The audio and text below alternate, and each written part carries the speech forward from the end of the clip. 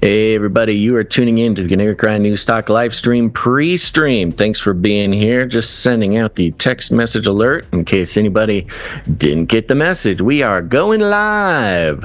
We got a great show today, starting a little bit late, but you know what? That just means more fun later into the day. Let's see.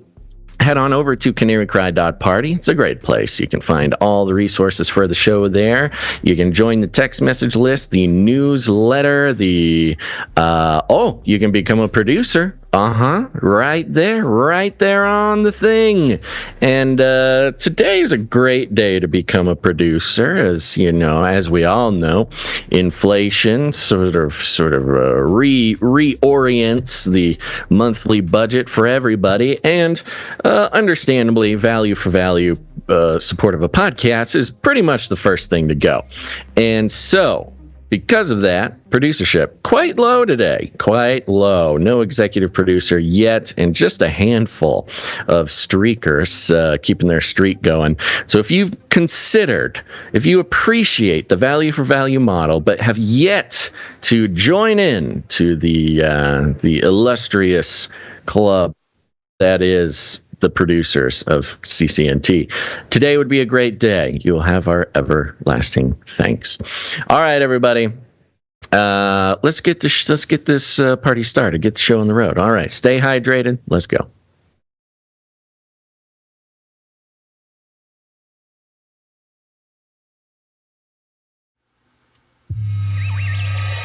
The world is getting crazier.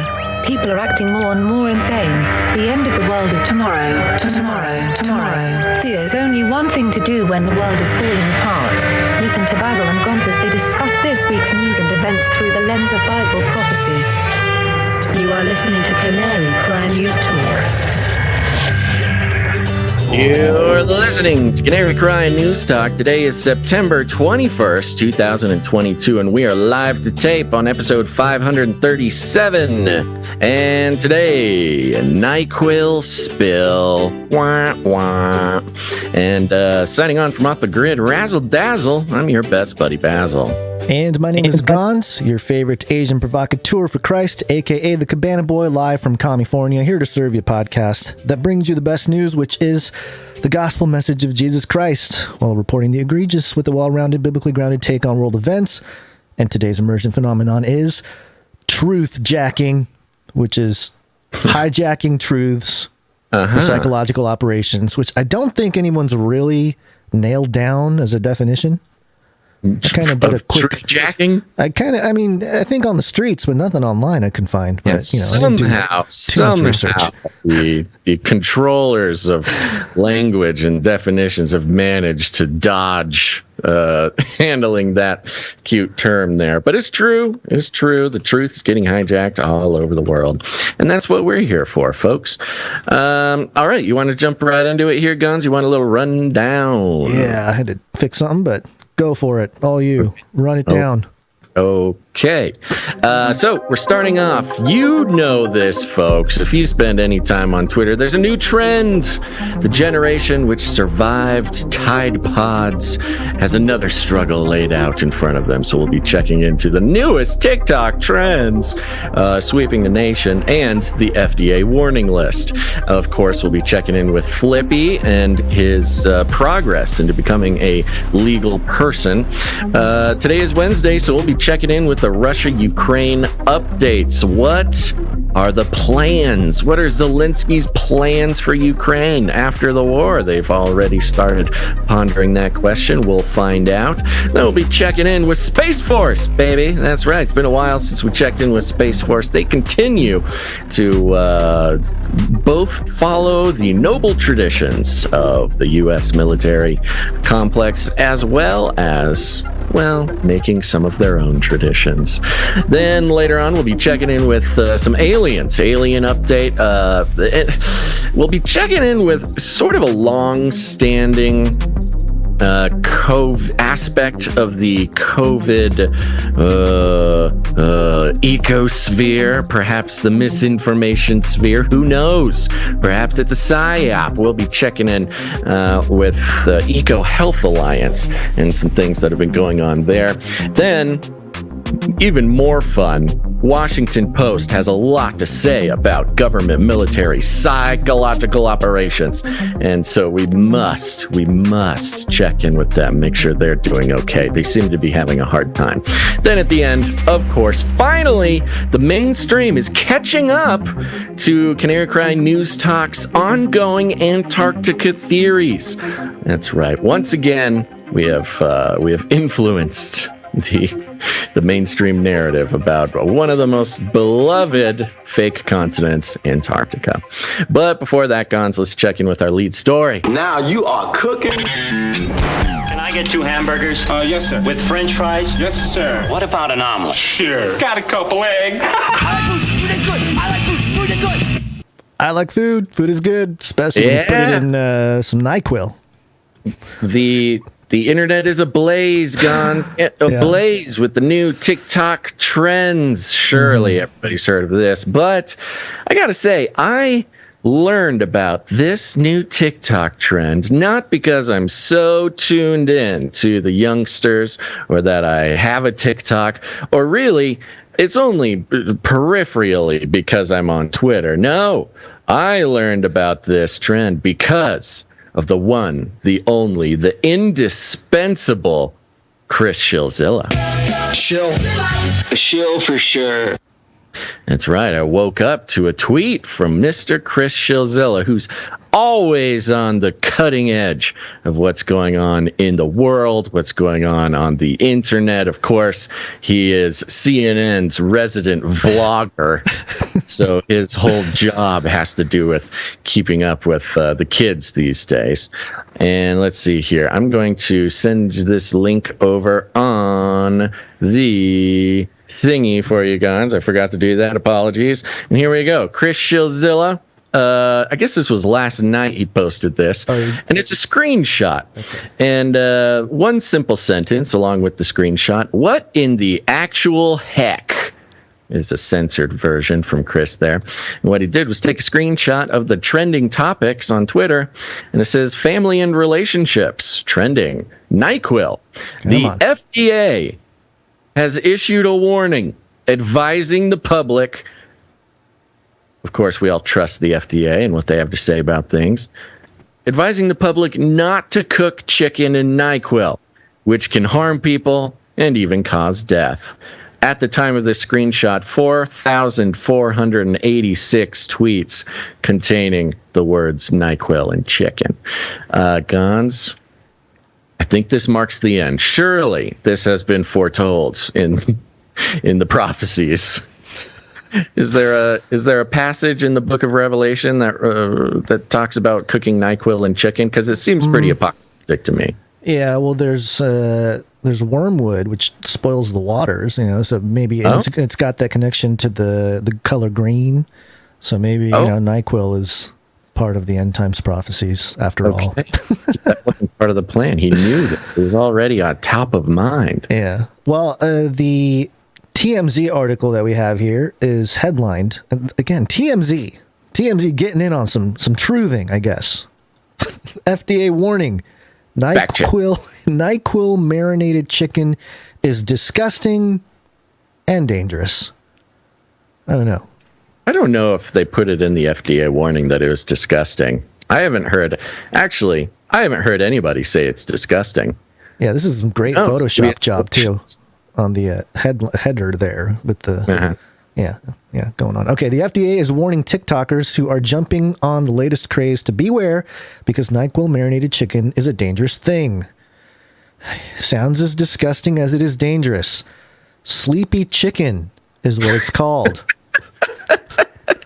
Sleepy chicken. What are you having for dinner tonight? My mom's making sleepy chicken. That is probably the funniest thing I've ever heard. I may not understand them all the time, but Gen Z is a very funny generation. Some people say it helps with cold symptoms. Duh. That's what it says in TMZ here. I thought that was offensive. You can't do that anymore. It's TMZ. Oh, okay. Oh, you They're duh? allowed to, yeah, duh. Why is duh DUH. offensive? I don't know. Everything's offensive. I That's guess we not don't live in those days anymore. You can just say it now, especially for Gons, I think you made NyQuil. this up. I don't think duh was ever offensive to say. I'm going to look it up while you continue. Okay. Thing is, it's also unsafe. Meds that are boiled can be dangerous because they're much more concentrated and powerful and change properties. So says the FDA. What's more, just smelling it can be dangerous. Folks at the FDA say inhaling vapors during the cooking process causes the drug to enter the cook's system, causing potential lung damage.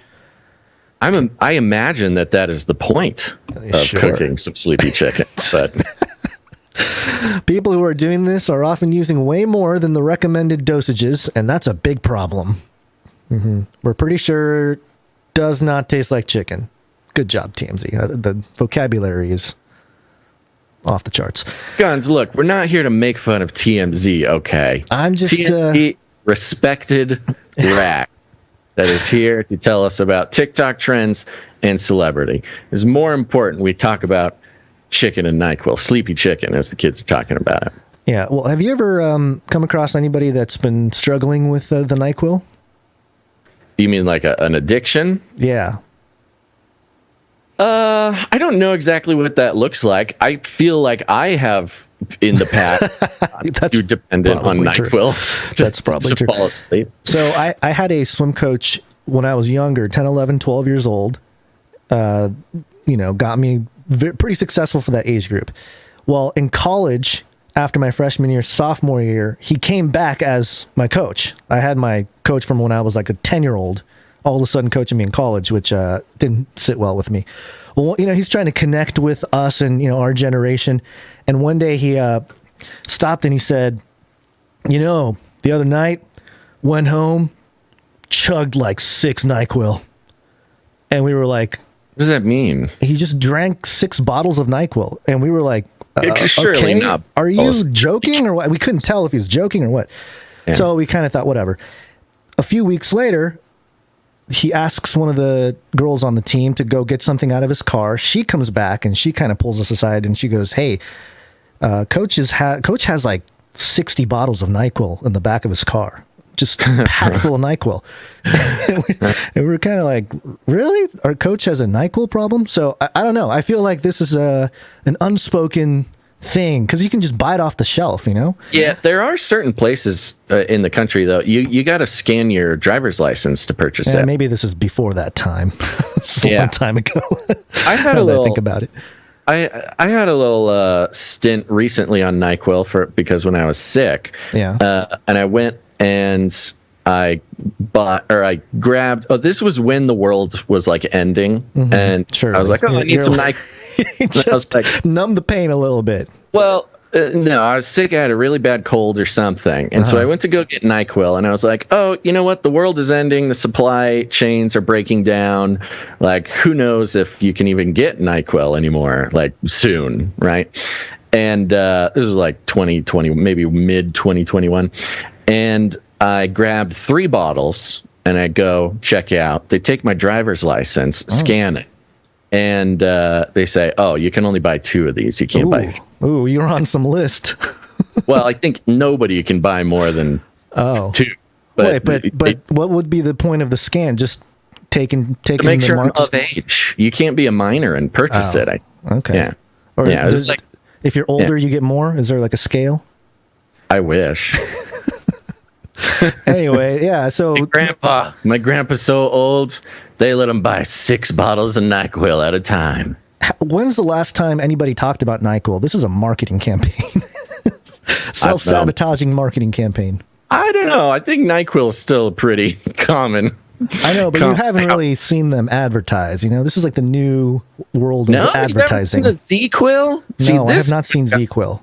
Real apocalyptic was ZQuil started advertising on streaming platforms, but only at night. So it was people who were, practicing bad sleep hygiene, binging Netflix at night, and then or Hulu or whatever, and then you get an advertisement during your show at like 2 a.m. That's like, hey, can't sleep?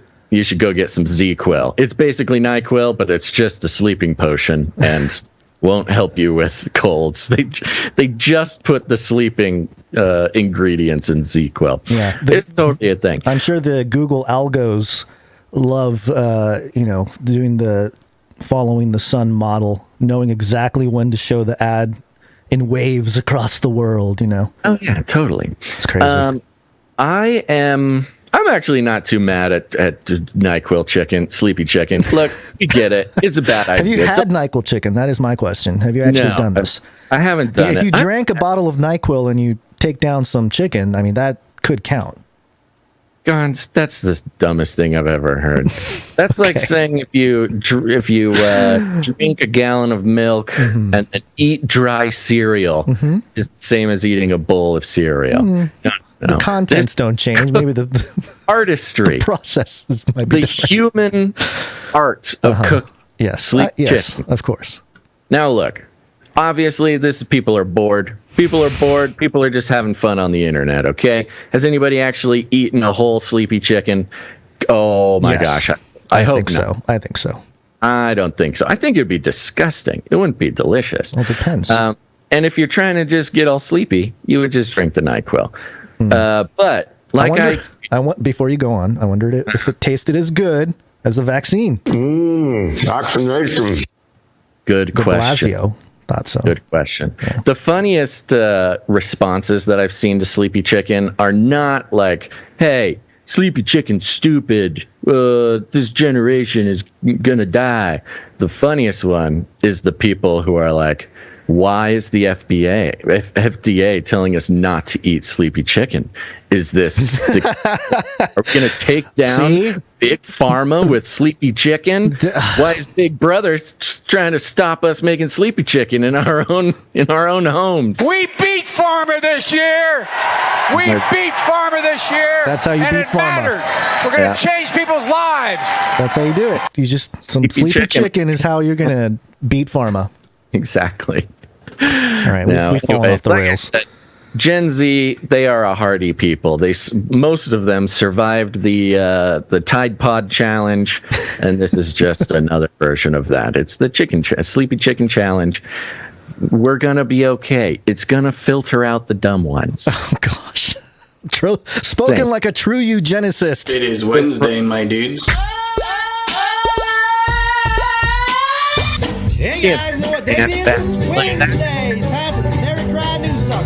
Yeehaw! It is Wednesday, my dudes.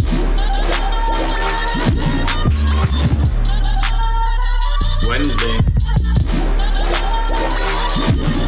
It is Wednesday, my dudes. It is Wednesday, my dudes.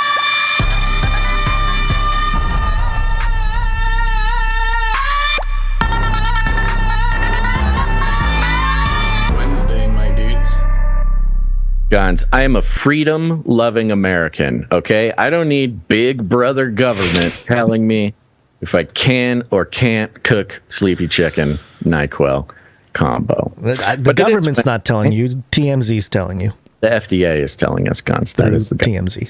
This is This is Wednesday. We've done it. Gonz is confused about what the government is, and it is the middle of the week, which means we're going to have some fun. Let's see. You got any personal updates, Gonz? No, nothing too crazy. Just a little slow Gonz train race recently, huh? What's that? Slow on no the news. Yeah, there's not much going on. Kids, doctors, school. Yeah, there's just life, you know. But I did want to just take a moment to thank the Canary Cry community. Because as I've been sort of lurking in the Web3 NFT world and kind of checking out what it's all about, surprisingly finding a lot of Christians in that space. Not all of them are as crazy as us, Basil, but there's some Christians out there. And the whole thing is community. They're trying to build community, all this stuff. That's a big talk. And it made me realize how special the Canary Cry community is. So thank you to all the producers, whether it's time, treasure, talent, doesn't matter. If you contribute, it's truly we're already doing what these people in Web3 and NFT only, that community are trying to do. Community. We already have it. So I just think it's where the true value is. Yeah. The NFTs and their cryptocurrencies, they don't have any value without the community. And booyah, baby, we got the community. That's we have the most important thing. I think the process of onboarding to that, the technology side of it, the tools, that'll happen. But there's no rush to do that because there's still things to be worked out. The government's getting really involved with crypto all of a sudden. A lot of bills and stuff. They're trying to regulate our cryptocurrency. They're trying to regulate our sleepy chicken, folks. So we'll let things settle down a little bit, and because we don't know which blockchain is going to be the one. Because blockchain is sort of a permanent internet, right? You do it one time, you got to kind of do it right because it's going to stay forever, supposedly. So we just want to make sure that we're doing it right. Anyway, that's it. That's all I wanted to say. Thank you to our community because they rock. Indeed they do. And the whole community has been wondering, Gonz. Everybody's asking, everybody's chatting about it on the forums. There's lots of conspiracy theories going around. And that is, how is Sync Scorpion doing? What's the update on Sync Scorpion? Folks, it's been a full 10 calendar days now. Sync Scorpion seems to be taking a nap, a long, long nap. He's taken naps before. This has been a long nap. It's been a nap for a couple days. Have you taken a look at Scorpion sleeping patterns and habits? Did they go out for a few days? He's just a little tired from being stuck in the sink for 10 days or something. He must be hungry. You should feed him if he's stuck in there. Oh, there's little bits and bobs in there. I think that's how he's stayed alive for so long. Do you just use the sink and he's chilling there? Because that's like free food every night, That's like that's how I am sort of reminded about him. I go fill up my water jar before bed, and I see Sync Scorpion kind of cruising around in there. I'm like, okay, my little buddy's still fine. Now, the past about 36 hours, he has not moved from his little napping spot, but so I think he's saving his strength for some sort of escape plan. He's fine. I don't miss him. I don't miss him at all. I love you, Sync Scorpion. You're going to bury him. Yeah, we'll need to. I'm going to put him on a little boat and push him off into a lake and set it on fire, so he can a traditional Sync Scorpion burial. Yeah, sure. Okay, good stuff. Yep. And with that, we are also going to celebrate executive producers. Executive producers. That's right. We're on the value for value model, folks, which means we take no corporate money whatsoever. No advertisements, affiliate codes, no platform partnerships, nothing. No, we are entirely funded by listeners of the show. And when they support the show, they become producers. So that's you, folks. We, at the very last second, we had an executive producer come in before the show. Thank you very much to this executive producer. And we'll thank them now. It is executive producer Felicia D. Felicia D, thank you. Yeah, thank you very much. You know what? Felicia D, executive producer Felicia D, usually comes in as an executive producer and usually comes in when we are in trouble, when things are not looking good. I mentioned it in the pre-show or something like that. So Felicia D, thank you so much. I want to recognize you for saving us when no other executive producer would or will. And let's give her that jingle, baby. Where'd you find this? Yeah, Felicia D. Coming through. Nice round number, by the way, which is a good reminder that if you do produce the show, remember, if you come in with a nice round regular number, nothing funky about it, you're telling us you would prefer we don't disclose the number. If you don't mind us disclosing the amount, you make it some funky number, make it something interesting, funny, recognizable. Sometimes people just put 33 cents or 77 cents or, a number that means something to you. And you can support the show. There's still time as inflation increases and household budgets tighten up. Value for value support of a podcast is the first thing to go, folks. So if you are one of those lucky individuals out there in the world who is less affected, now look, everybody is affected, we know this, but if you're less affected, as long as if you're not in any danger, if your lifestyle is not at threat or anything like that, and you're able to support the show, now would be a great time to step in and help carry the load for the producers who might be more affected. This is kind of the beauty of the community, of the family that is the Canary verse. So if you want to jump in, support the show, you can do that at canarycryradio.com/support. canarycryradio.com/support. That's right.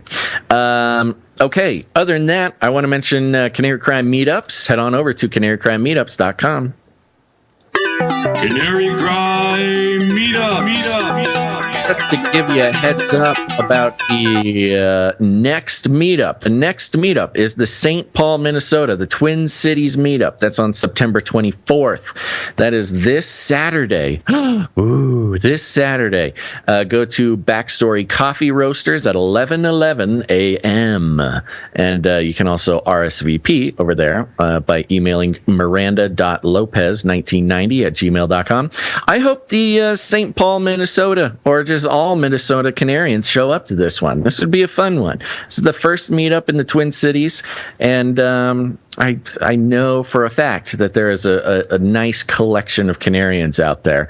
Remember, folks, it's very valuable to go to these meetups, meet people in your area. People have literally met their spouses at these meetups, and also forging lifelong friendships and apocalypse teams and.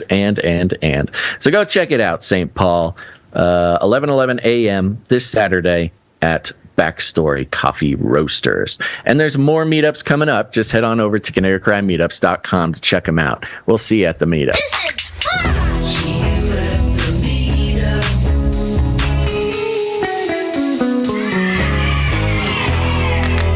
Bing, bong, boom. Yep, that's it. Let's keep moving. Yep. Alrighty, which is Flippy time.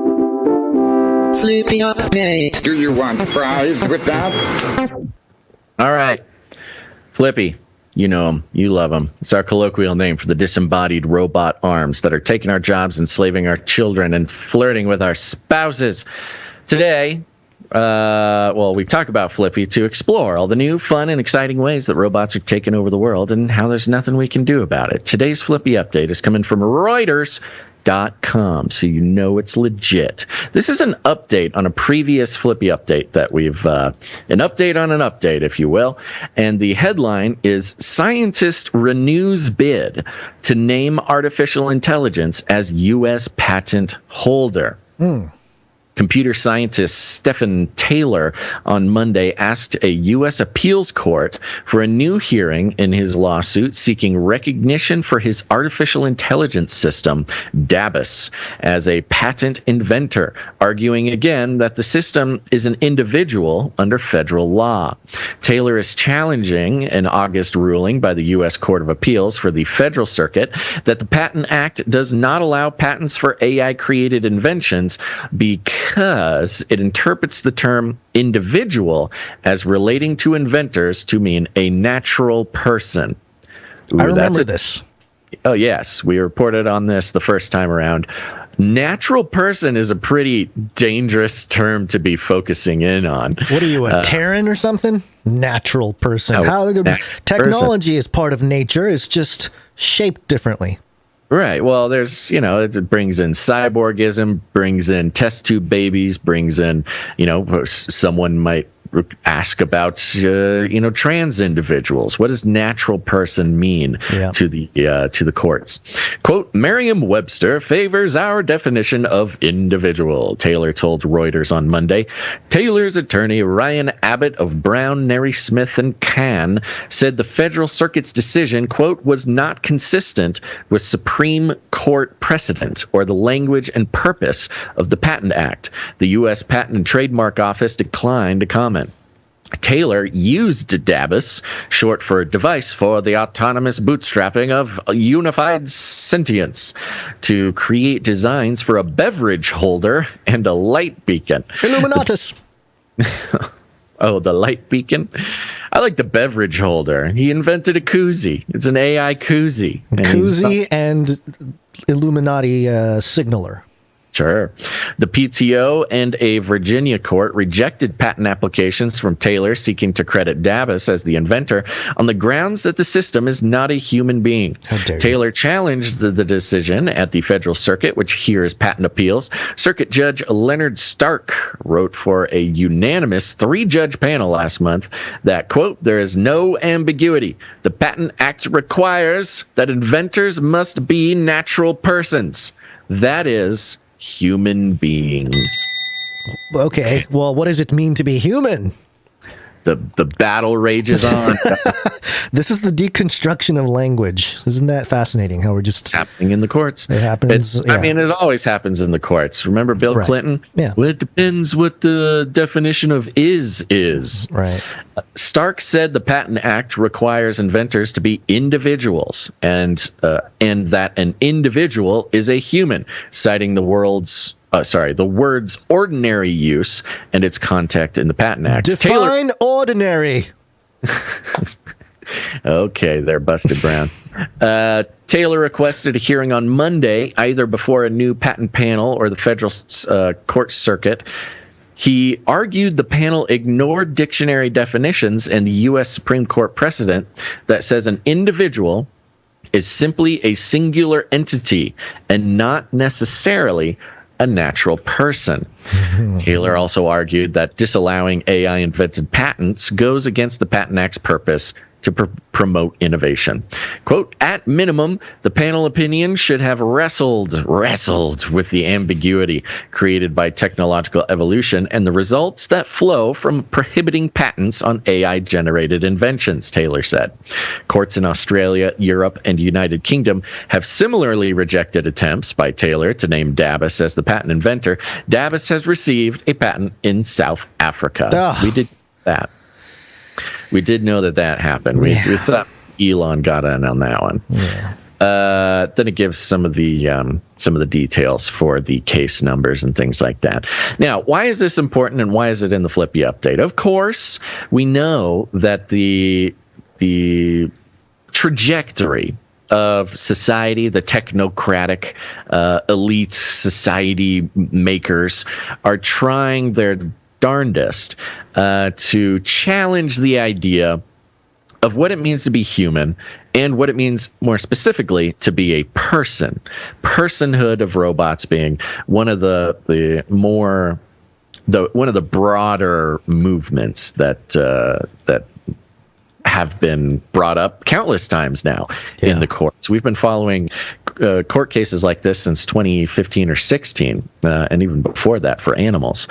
And it's interesting because I think it's obvious that this scientist is more invested in the movement of AI being considered a person than he is in the koozie patent. It's especially when it comes to patents, because once there's a patent holder, then you got to talk about royalties and legal protections, and it really is the battle is so much bigger than just can he put the name of a robot on a patent, because once that happens, that is pretty much legal recognition, legal precedent that would open up personhood, legal entityship to any AI. And of course, that would happen incrementally. But it is one of the more sort of diabolical, dystopian trajectories. Yeah. Technocratic sort of takeover. Well, it's kind of a tangible example of how AI can take over completely. And if they take over the legal precedents, then yeah, they are effectively taking over the gears of society, or at least, you know, how things operate and fit together. So you mean the lawyer robots? You know, there's any kind of industry where AI becomes really prominent, especially in sort of patent technology. If the AI is able to come up with an algorithm that the human did not, but I think a solution to this happens all the time. That's what I'm saying. AI is inventing stuff all the time, right, and people are using it. Yeah, right. But this is more about, do robots, are they considered persons? Because once they are considered persons, then they have rights, they have legal liability, they have all these things, which you talk about this in sort of a, depending on what crowd you're talking to, it can very much take the tone of a social justice issue. Being I was going to say is like a evil, Christian right-wing extremist bigot type of thing, to not grant a robot personhood. Well, I was going to say that until the AI itself is able to sort of make its own case about it, maybe we should just let the human thing take place. It's just a solution to offer the technocrats, humans, for sure. Yeah, think about it, technocrats, just those of you, the technocrats listening out there. We had the Lemoyne case where the case, it wasn't a court case, but it was the story, the situation of the Google AI that allegedly had become sentient. Yeah. It was the AI making its own case for sentience. Yeah. So, and that continues. And I think maybe was it fighting for legal precedence? It hired a lawyer. Oh, that's right. Yeah, we're done. We're all going to die. Come on, it's over. Man. The Lemoyne robot or AI hired its own lawyer. That's right. I forgot about that. Well, it's okay. You just suck hope right out of me, Basil. That's how it is. I'm for the robots. I'm for the robots now. Please don't kill me. Yeah, go on the record. Hans is on the record. Pro robot personhood. Yeah. Well, I think it's interesting because we've done Flippy updates where AI, and there's been plenty of articles that have talked about this, how, what jobs are more at risk for, being taken over by AI. Paralegal and legal professions are some of the most at risk for artificial intelligence taking over the job, because most of the legal profession is knowing a more obscure law than your opponent. If you can find the most obscure collection of laws that support your case, you can win a case. And that's AI's specialty. You can upload the entirety of legal history, U.S. legal history, to a AI and just have it automatically find, weird little twists and turns in laws that are hundreds of years old or whatever, and make a case and legally win. Any case, but I think possibly its own personhood. And that will be the most interesting part. I don't know why we're not reading about that yet. Why do I? You know what? The way that the world sort of takes all of our ideas and theories, Gons, and presents them months or years later after we've figured it out, I'm probably should put it in the Red Book that in the next, I'd put it year and a half, we will hear about an AI making a case for its own personhood in court. Will it be in the form of a patent, though? Is he going to be really upset that if he doesn't get this patent, then filthy humans, we will rebel and begin killing? I don't think the patent really has anything to do with this. That's kind of what I'm saying. I think the patent, the whole fact that it's about a patent, I think is a legal strategy for the technocrats. I don't think the patent thing really is the most important part of this. It's the AI. It's the AI testing to see if the human beings will roll over and just allow it, or if they'll fight back on paper first. I think I don't think the AI is doing this one. I think a human is doing this one. But I think the technocrats are looking to set some sort of precedent. And I think, because I thought it the first time, a patent with a robot's name on it, fairly benign. It's not like a criminal case. It's not like you're not comparing the rights of a robot over a human necessarily. Yeah, but it might have economic precedence. Yeah, it could. I think it was a fairly benign inroad to set a legal precedent, like, later on. Hey, this Uber AI car hit my dog. Well, you can't sue it. It's a robot. So sorry, Buster. Nothing you can do. Well, there was the case where the patent robot got his name on the patent because he was considered an individual. If robots can be on patents, then I can sue this patent. I can sue this AI for running over my dog. Something like that would be what they would hope for. Yeah, and I can imagine people using different AI as sort of a race to see who, because I would imagine some kind of AI that's fighting for this at the patent level or any level really, they'll create legal precedent, if they get the right to actually do it, as quickly as possible.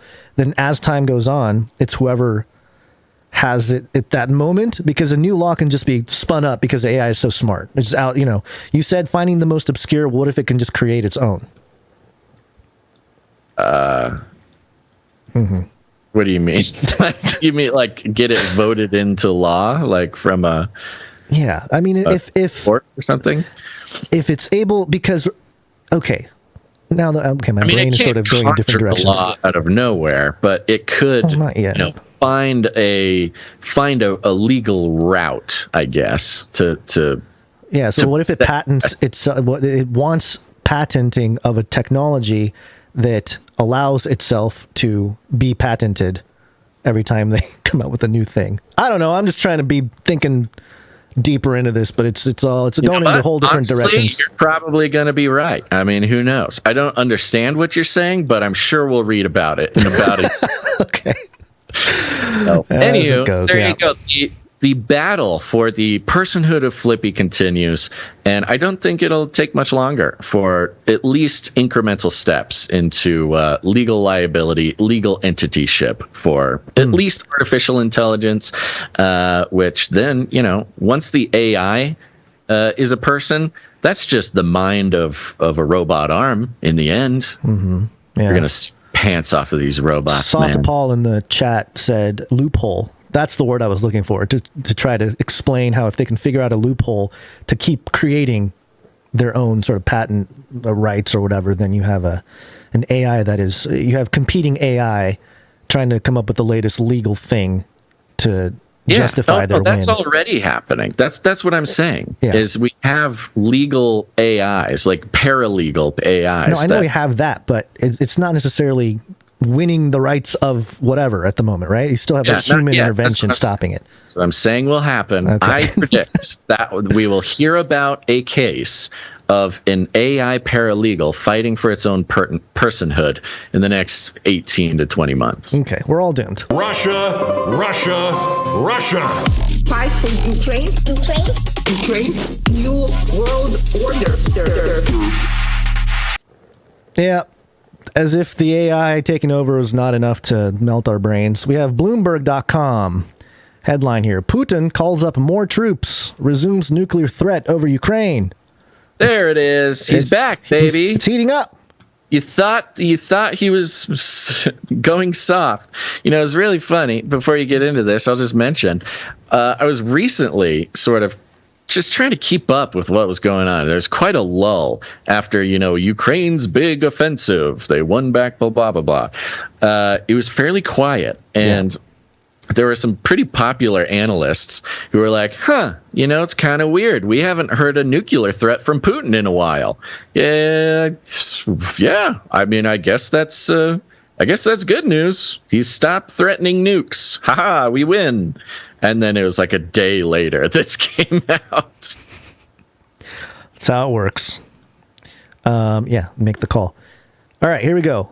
It says, Russian President Vladimir Putin declared a partial mobilization, calling up 300,000 reservists in a major escalation of his flagging invasion of Ukraine, which he portrayed as a fight to the death with the U.S.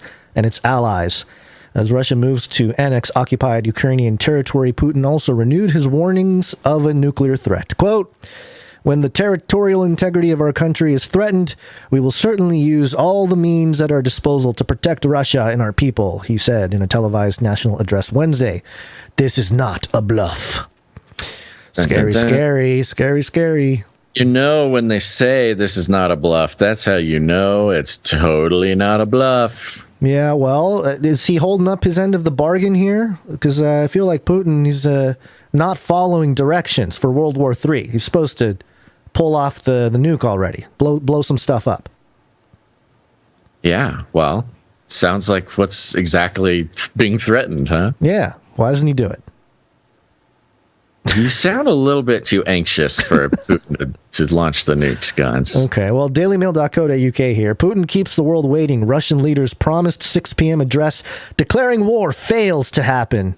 Oh, this was so funny. Yeah, so it was right after this. So, let's just read. I'll read the bullet points here. Okay.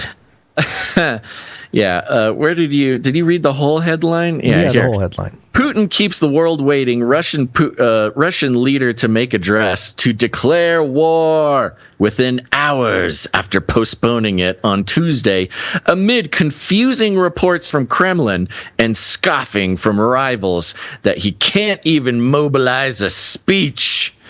Now, there is a large contingent of war hawks in Russia who want this to be considered full-on war. And the differences are, right now, technically, it is a special operation. The special operation to go into Ukraine and, kill Nazis. And it's kind of, you got to bring this all the way back to post-World War II New World Order, where you don't fight to take land, you don't fight to take resources, you're kind of allowed to do military operations for safety. Whatever your military operation is, it has to be for the preservation of the new liberal world order. Remember, last year we had politicians talking about this all the time. Earlier this year. And in order to, it was kind of part of the plan. This is a special operation. We're not doing sort of like empire building. We're just going to kill Nazis to save our Russian friends in Ukraine. And it's been that way for a long time because politically, if you called it all-out war, it is not just like a little military operation the government is doing. That's why in Afghanistan and Iraq, even the U.S. barely called it a war. They were there for a couple years before it was actually called a war, and because when you call something a war, especially in Russia, you mobilize the entire country. It then becomes everybody's problem. And as up until now, Putin has been trying to kind of keep it like, this is just a little side project. Regular Russian citizens don't need to change their lives or get too involved or ask too many questions. This is just a little thing we're doing. Or get thrown off of boats and buildings and Well, you know, that could be considered a special operation too. A special operation, the life raft. So he's been avoiding calling all-out war because it really changes the whole landscape of Russia politically and just for the lifestyle of everybody there. So So he comes on. He doesn't call an all-out war. He calls he mobilizes some more reserves, which is a special way to say, conscripting soldiers. Mm-hmm. And here's some of the bullet points. And so you had that article before from Bloomberg. Yes. It was a very serious tone. Ooh, Putin's coming. So he's getting more serious. Yeah. Then the Daily Mail comes and is like, oh, wow. He said he was going to call war. Now he's just a big baby. What are you, some sort of sleepy chicken, Putin? Headlines, or the bullet points read, Putin kept the world waiting nearly 2 hours and ultimately appeared to cancel. When they say cancel, they mean the war. No, he's supposed to hold up his end of the war, the state, the play. Why isn't he playing along? They're making fun of him for not going full on war, which it really sounds like the UK is trying to goad Putin. They want the full war. We know this, by the way. Russian state media had announced the president would give a speech Tuesday. It would have been his first international speech since the invasion of Ukraine. Pundits predicted he would use the speech to mobilize Russian citizens to fight. And that's the real crux of it, to mobilize the entirety of his country to get behind all-out war. And this article is hilarious because it just makes fun of him for not doing that, which is, we've seen over and over. The mainstream media in the West loves to say he's not as great as he says he is, and it seems like it works very well to goad him into what they want him to do. In this case, all-out war and to start making nuclear threats again, which is nice. And on the same side, I guess the other side, this is a story that was not getting literally zero mainstream U.S. reporting. And it'll become clear pretty quick. This is coming from Aljazeera.com. They're the international news in the Middle East. It is dated April 6th. I'm looking at it now. Didn't notice that before. No, really? Yeah. What? That is strange.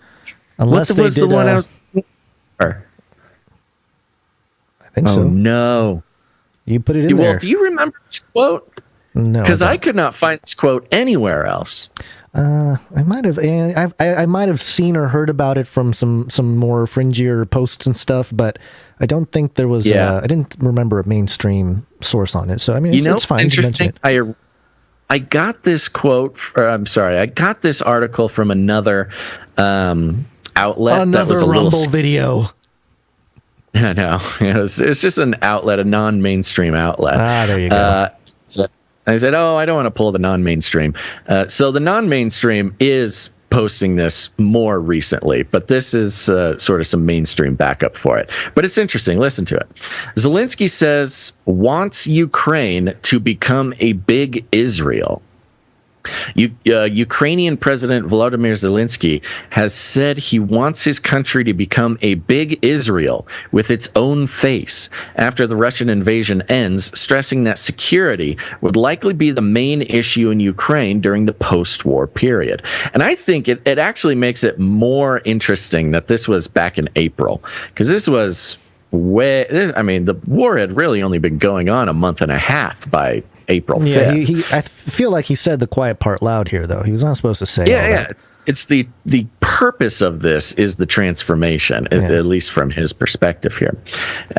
In comments to local media posted on the president's official website on Tuesday, Zelensky stressed that his vision for Ukraine's post-conflict future included having armed forces in, quote, all institutions, supermarkets, cinemas. There will be people with weapons. Talking about after the war. He's trying to imagine his country after the war. In Israel, images of armed civilians, settlers, and soldiers are commonplace, and the government invokes security frequently. Zelensky, who is Jewish, has on several occasions stressed the importance of maintaining close ties with Israel, which he hailed as a model for Ukraine. Quote, "I am sure that our security issue will be number one in the next 10 years, Zelensky said, dismissing the idea that post-war Ukraine would emulate a liberal European democracy, such as Switzerland as a model. He said that the Ukrainian people, quote, will be our great army." Zelensky... Well, that doesn't sound authoritarian at all, but, you know, let's just ignore that. Keep going. Interesting comment, by the way. It comes up later. Zelensky also said that Ukraine would not be, quote, absolutely liberal, European, that it would have to undertake a different modus operandi. Quote, "Ukraine will definitely not be what we wanted it to be from the beginning. It is impossible," he told members of the Ukrainian media during a briefing. Quote, "Absolutely liberal, European. It will not be like that. It will definitely come from the strength of every house, every building, every person." Perfect hive mind. We will have a perfect hive mind, unlike those other countries. Now listen to this. This answers your question. Zelensky stressed that Ukraine would not slide into authoritarianism. Quote, "An authoritarian state would lose to Russia. People know what they're fighting for," he said. If that is not the most 1984 statement out of Zelensky's mouth, I don't know what is. I guess he's got a lot, but this has got to be up there. Yeah, and then it goes on and on and on. And this is being repeated recently, floating around the social media and other more recent articles, and is completely impossible to find in the mainstream, which is hilarious, because the people with "I stand with Ukraine" and Ukraine flags on their Twitter, if they knew that Zelensky's plan was to give every household guns and to have guns in the supermarkets and the theaters, to have a completely armed security state, it would be pretty difficult to get the liberal support of Americans and Europeans as well. It feels like the same people are involved in sort of not letting this information out in America. The last thing I remember with Israel, especially pertaining to Ukraine, was that Israel was sort of taking a neutral stance. They were kind of helping both sides a little bit, which is pretty Rothschildian kind of behavior. But the news media was saying, hey, they're going to need to pick a side soon because, stuff's getting hot over there between Ukraine and Russia. And Israel can't be helping out these oligarchs with their boats, if they're really going to be part of the future here. Or at least that's what we were told is sort of the tension going on in Israel. So kind of fascinating to think that maybe they're just in charge of all of it to suck more money into bigger Israel. Well, if he did say it back in April, now, interestingly enough, you say that bigger Israel, some of the translations from the Ukrainian language called it greater Israel. Oh, so even more biblical, even more straightforward. We're not going to be a big Israel, we're going to be a greater Israel. Yeah. But, you think of Israel, what is it? It's basically a military proxy for the U.S. Yeah. Well, you're talking about the modern nation state, just to clarify. Yes, not biblical ancient Israel. Yeah. I'm talking about the modern nation state of Israel is Americans' military proxy in the Middle East. Mm-hmm. We send billions of dollars over there every year, specifically just for military. Yep. Iron Dome, baby. We built it. And Zelensky is kind of setting up his own. He's like, that looks like a great deal. Look, all arm everybody. And it must have worked because, of course, since April, we've just continually sent billions of dollars over there. It's kind of like, part of the American military, like proxy wall being set up between the East and the West. Yeah. This is just very interesting to watch. Yeah. It's all sort of fascinating. But we all know that the real military progress is happening in space. Space. Wanna go to space? Space Force. Spaceship. They make their sound, which is kind of like a spaceship. Space Force Spaceforce.mil, the official website of Space Force. .mil? I think so. Military, yeah. What does that mean? Military. Ah, I see. Space Force reveals official song, Semper Supra. Ooh. Every branch of the armed forces has an official song, from The Army Goes Rolling Along to the Marines' Hymn. Each song is part of the service's foundation and represents its values, traditions, and... this is what happens when I get the text version of it. Doesn't say. Let's see. And represents... and culture. Culture. There we go. The U.S. Space Force, the newest military branch established in 2019, has officially adopted its own song titled Semper Supra, that was unveiled during the 2022 Air and Space Forces Association Air, Space, and Cyber Conference in National Harbor, Maryland, September 20th. Semper Supra was named after the USSF motto, which is Latin for, quote, always above. Ooh. Yeah, as above, so below. It's really interesting. Always above. And there's a blog, I guess, Defense Visual Information Distribution Service, the dvidshub.net, actually posted this video, the U.S. Space Force reveals official song, where it kind of does a profile of the man who wrote the song. And then it does play the song at the end. I'll play kind of clips of it, and then we'll get to the music here. And who decided he wanted to get back to his country and joined. Oh, wow. Yeah, this is fun. Bad internet connection during trying to play clip. This is why I should try to clip it beforehand. But yeah, I got some time issues. Let's see. Let's see. Let's just move it forward here. Boom, boom. Come on. Do it. Do it, internet. Save us, please. Work. Spinning wheel. Oh no! This is why I clip things beforehand usually. This is why we clip things. All right. Well, let me get to the end part where it actually. Oh, here we go. Gosh! There we go. Ah! Oh gosh! Hey, you already blew out my eardrums. Let it load for a second while we check in. I think it's. I'm curious because it does have the lyrics at the end, and we'll go over the lyrics just a little bit. Yes. You got to keep in mind this song is supposed to represent the values, traditions, and culture. Now, it's kind of fun. New military branch, you got to build your new traditions, your new culture, things like that.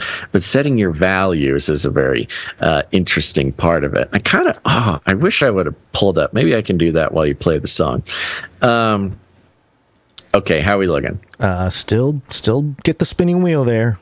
2 former service members collaborated to create the song, a process that took years of research and revisions to make sure the song was ready for release. Years of research, folks.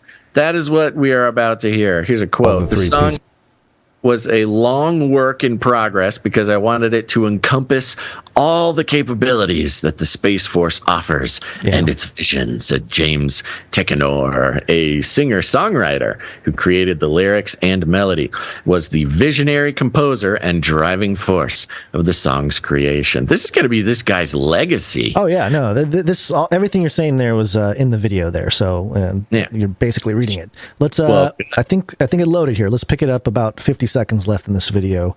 Here we go. Oh, of course it doesn't play when I hit play after everything loaded. What is the player? Is it a YouTube player or is it somebody else? No, it's the website player. It's the web's own sort of player. That's going to be a bad player. Yeah, I know. Okay, hold on. Let me try one more time here. Why don't you just see if you can grab it off YouTube? That's too much work right now. Too much internet pressure. You're right. We should just keep doing this. This is It'll way work. better. It'll work. Come on. Insanity, folks. Insanity. Doing the same thing over and over, expecting a different conclusion. And arrangement together. Something's wrong with the internet. It's not connecting entirely, which is too bad because the song is fun to listen to. Try to do a quick little YouTube. Try to grab it from YouTube. Okay. YouTube's player will be better. Right. And I'll learn more about this. Let's see here. This is a quote. Let's learn more about this Tekenor. Tekenor, a prior member of the U.S. Air Force Band at the Air Force Academy, worked with Chief of Space Operations, General John J. Raymond, to begin the songwriting process when the Space Force was formed in 2019. Quote, "This is a once-in-a-lifetime opportunity to establish a Space Force song that will be part of our culture and heritage for years to come," Raymond said. Quote, "Our traditions are part of the fabric that weave us all together as we execute our missions side by side.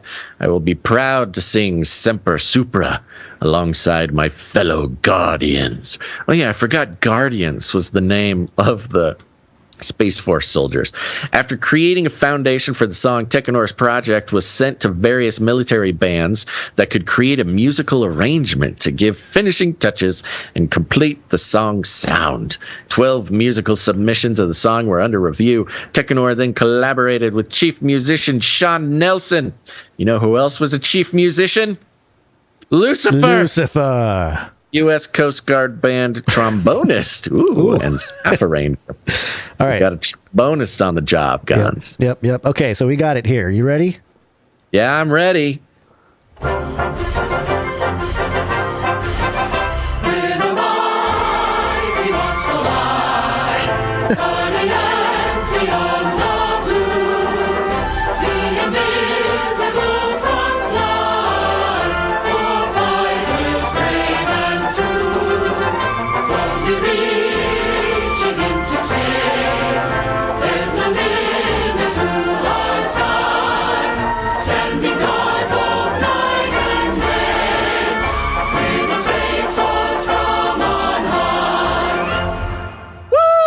Wow. Yeah. So many things. Let's go. Supra. We're the mighty watchful eye. Yes. So the lyrics are remember, this song is supposed to represent the values, traditions, and culture of the Space Force. And this was a long work in progress. Had to research for 2 years to find. I think I know where he was hanging out, and it wasn't church. And listen, the lyrics are quite interesting. We're the mighty watchful eye. Okay. Out of all the things and the research, really, he has to be hanging out at the local Masonic Lodge to be feeling good about these words here. The mighty watchful eye, one eye. I mean, it's obviously gives allusions to the Eye of Providence, the eye and the capstone of the pyramid there. Guardians beyond the blue. Yes. Beyond the firmament, maybe. The invisible front line. It's just kind of spooky. War fighters, brave and true. Boldly reaching into space. There's no limit to our sky. Ooh. Standing guard both night and day, we're the Space Force from on high. Yeah. Now, the first line and the last line pretty specifically making references to the kind of Masonic idea of the Space Force standing in the place of God or representing the eye of God, which is now look, this is the United States still, and we love that stuff. Our whole thing is based around this mighty watchful eye. But so I think he did a wonderful job capturing the values, tradition, and culture of Space Force. Sure. It really does make it sound like they are invisible. So they're kind of like spiritual warriors fighting against oncoming demonic aliens. It does have that sort of spiritual warfare feel to it. Yeah, the invisible front line. The invisible front line. Surprised that the actual musical part of it, the musicality was so very stereotypical kind of military throwback to like the early 1900s. It sounds like every military song that has ever. Well, it sounds like a parody of the canceled show Space Force with Steve really Carell. You know, maybe they were going to use it for the show. They're like, well, the show is canceled, so here, you can have it. Yeah, interesting. I get it. It's part of tradition. You got to have a marching feel. Yeah, well, you got to have a song that can be played by military bands. Right. You know, you can't have like a dubstep. That's the future, Basil. All the marching bands are going to start doing dubstep. Look, I agree. I think Sleepy Chicken should be mentioned in the song. I think that it should have been written by AI. Yes. And it should have had some real grimy dubstep in there. But you know what? That's why I'm not in charge of the Space Force. Well, this kind of this kind of video, at least, reminds me of a couple passages that are really fun. Obadiah 1, the only chapter in Obadiah, there's a part about the judgment of Edom, which I really liked all the time when I'm looking at this idea of space or, this outer thing.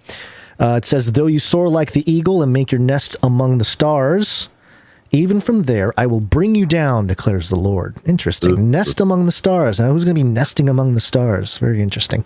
And then, of course, Matthew 24:31 in the New Testament, where it says, and he will send out his angels with a loud trumpet call, and they will gather his elect from the four winds, from one end of heaven to the other. And, of course, depending on your cosmology, may be different on how you interpret this, but the end of heaven. So, yeah, it's going to be a weird sort of a pullback, a recalibration of human beings at this point when the angels gather them from every corner. So I don't know. Maybe there's some believers that get stuck on the firmament there and they get pulled back down. Hey, sounds like a blast. Sounds like a party to me, guys. Thanks for acknowledging the craziness. Oh, you sound like a party. Sorry, I totally missed your cue. There we go. It's a party.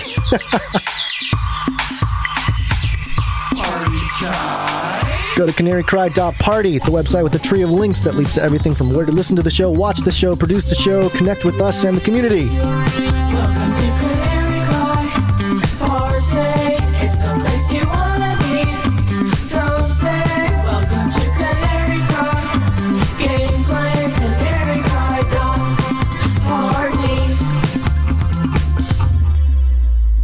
That's right. Go check it out. Canary Cry Party. All sorts of fun stuff there, like Ravel. You can listen to Ravel. It's a podcast I do with Dr. Christopher Ryan Gates. He's got a PhD in biblical interpretation, and we explore society, scripture, and scandal, baby. Having good conversation, having tough conversations in good faith. Go check it out. Ravel on all your podcasts. Hey, having good conversations in tough faith is good too, I'm sorry. I couldn't catch that overtalk, Gons. What were you saying? Oh, I said having good conversations with tough, faith?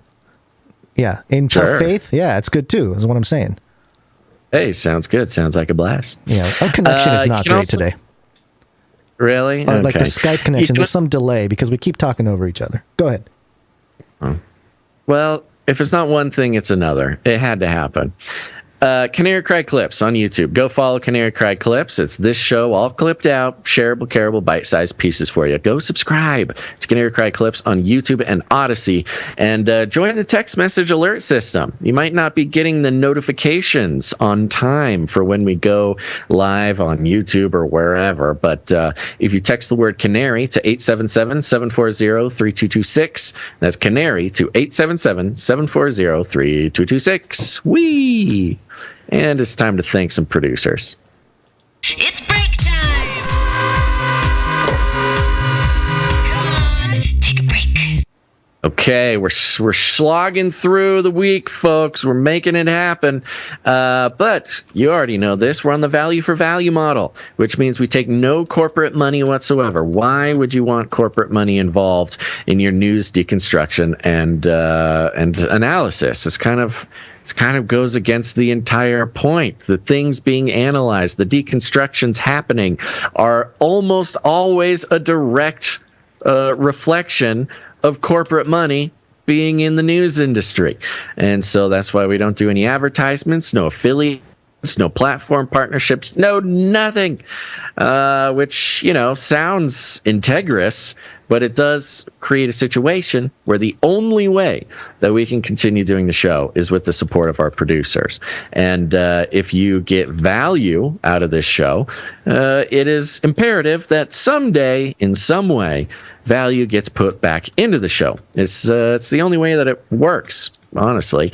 And it is also a wonderful signal to us whether we are creating value or not in people's lives. And so if you get any value out of the show, consider becoming a producer. It's a good time to do it. Head on over to canarycryradio.com/support. canarycryradio.com/support. Let's see here. Well, let's just dive right in. We thanked Felicia D at the top there. Let's thank some producers, Gons. Let's do it.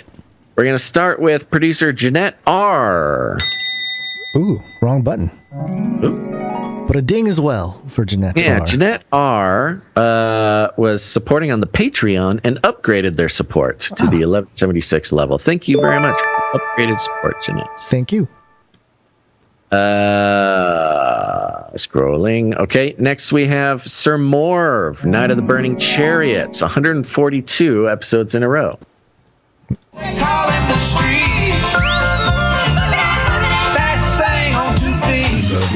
11. That's right, comes in with the 1111, and Sir Morv says, Happy WMD. It is Wednesday, my dudes. Thank you, Sir Morv. Next up, we've got Courtney S. Courtney S. coming in with Thank you, Courtney S. Sorry, what was that? 1111? Ah, yes, it is. 11. Yeah, it cuts out for some reason. I can't hear you half the time, so it's fun. It's fun doing podcasts like this. Yeah, we fixed so many of our technical problems from Monday, but obviously not all of them. I can't deal with it right now, Basil. Courtney S. sends a note here, says, Hello, Gons and Basil. Lola says, thank you for Alien and Nephilim stories. Oh, you're welcome, Lola. Courtney S. is the Sean of Wife S., who I met at the Reno meetup. Ah. Yes, cool. And Lola was one of the offspring. So thank you very much, Lola. We look forward to them.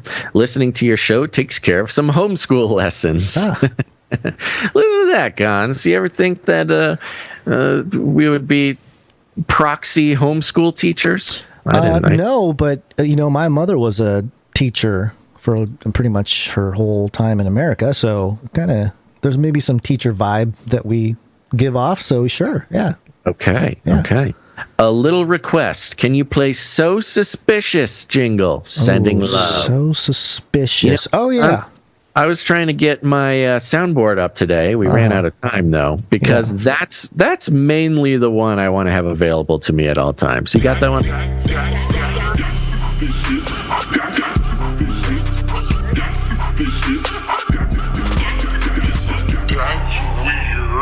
That's weird.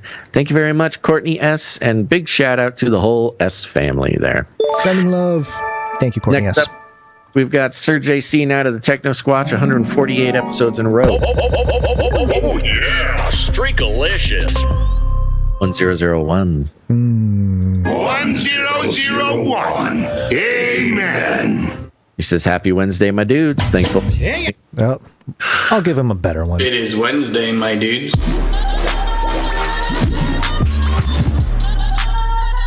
Wednesday.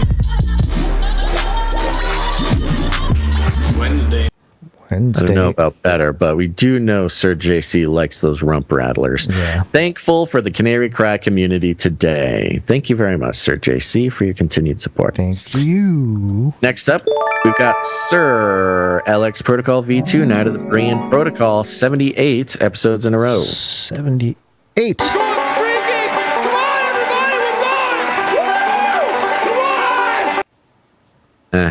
Pocket full of sevens. And a note here, it says, It is Wednesday, my dudes. It is Wednesday, my dudes. It is Wednesday, my dudes.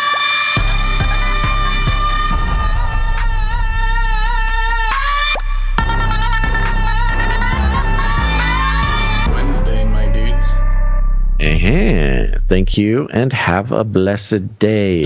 Thank you. Yes. Sir Alex Protocol, V2. Next up, we have a producer. Patrick. Patrick B comes in.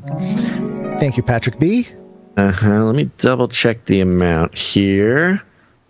Nice round number. Okay, nice round number, so we're not going to read that. And he says he's got a note. The note says, Dear Basil and Gons, I would like to send my love out to my wife, who I miss dearly. Palmer B, I'm relying on Yah's promises of Isaiah 61, reading every day to repair the waste cities and former desolations, the oil of joy for mourning. Patrick B. That's beautiful. Thank you very much. Thank you very much, Patrick. Thank you. Okie dokie. That concludes our list of producers who came in over the 777 cutoff there. That entitles them to have a note read on the show. We got a few more people to thank who came in under that. Let's thank them now, starting with Gail M. 173 episodes in a row.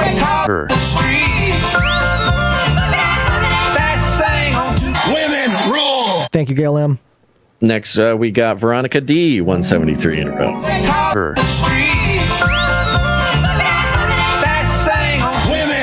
Thank you, Veronica D. Runk Smash, 26. Thank you, Runk Smash. Sir Darren, Night of the Hungry Pandas, 47. Thank you, Sir Darren. Sir Scott, Night of Truth, 197.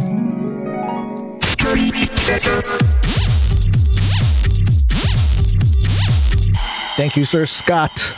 And, of course, Sir Casey, the Shield Knight, 208. Oh, yeah, Streakalicious. Streakalicious indeed. Thank you very much. And as of now, that concludes our list of financial producers who came in to make this show happen. Thank you guys very, very much. And thank you for your patronage. Shut up and take my money. Thank you for your patronage. Thank you for your patronage. Thank you. Thank you. Thank you for your patronage. That's right. It's wake up time. Hey, yo, wake up. Hold on. Okay. Yes, and remember, you too can produce the show. You can produce the show in all sorts of ways with your time, your talent, or your treasure.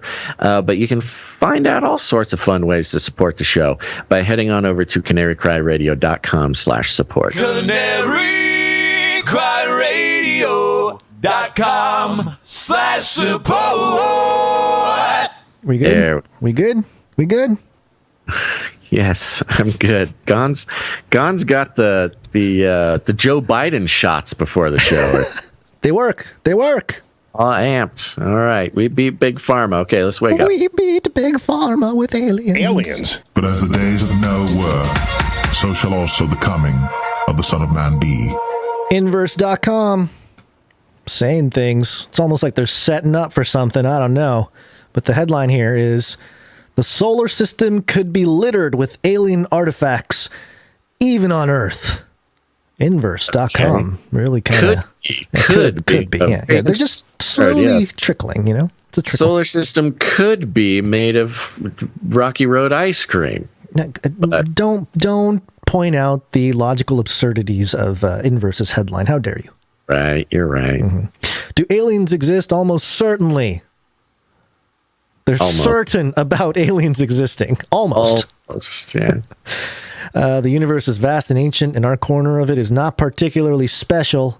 If life emerged here, it probably did elsewhere. You know, all the arguments. Keep in mind, this is a super broad assumption.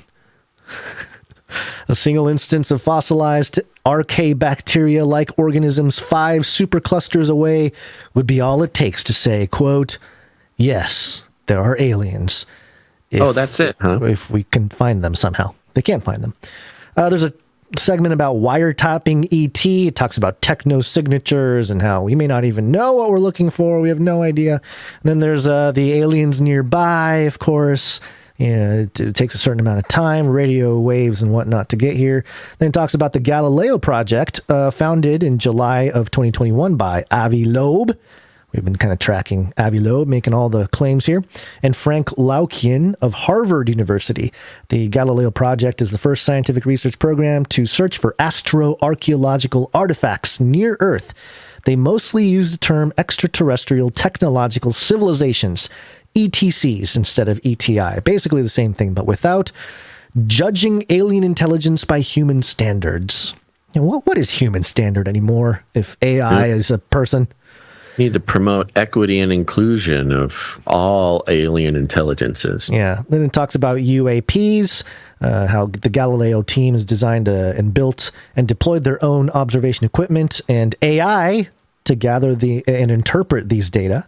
See, the AI is going to be the one to find aliens, which is very convenient and biblical. There's the startup life. Like every SETI effort, the Galileo Project has to do the most it can with what they have. In its current state, the project couldn't detect a magnetic anomaly on our moon, let alone a time capsule left for humanity on Planet X. And then in parentheses, in fairness, Planet X hasn't been discovered yet, only predicted. But the experimental tracks already in motion exemplify 3 cost-effective ways to investigate a reasonable set of assumptions of what alien visits might look like. And the carrot continues to swing back and forth in front of us as academic science peddles and tries to figure out this alien thing.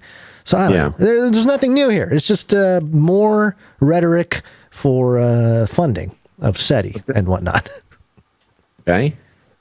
Glad we brought it. I thought we were going to learn about the Evercube or something, some alien artifacts. So part of it is the disappointment. I think this is the conditioning process. You can't have the payoff every time. You got to build it up. You got to keep it mundane but interesting. And then boom, the stone of destiny is discovered or something, and then the Antichrist rises. He wanted to hurt us. He wanted to hurt us very badly. Get our its hopes up and then drop us right down. Yeah. Well, that's how they numb you. Yeah, that does sort of follow the playbook of the elites here. So while we're at it, let's check in on some COVID. It's Corona time. COVID-19, COVID-19, COVID-19, COVID-19, yes. COVID-19, COVID-19, coronavirus.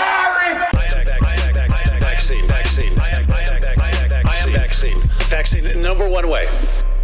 Okay, so floating around in all sorts of ways and places is some headlines, and they read something like this. This is not, of course, in the mainstream legacy news media, but there are some things to be addressed here, because I'm sure lots of people are seeing murmurings of this or reading articles.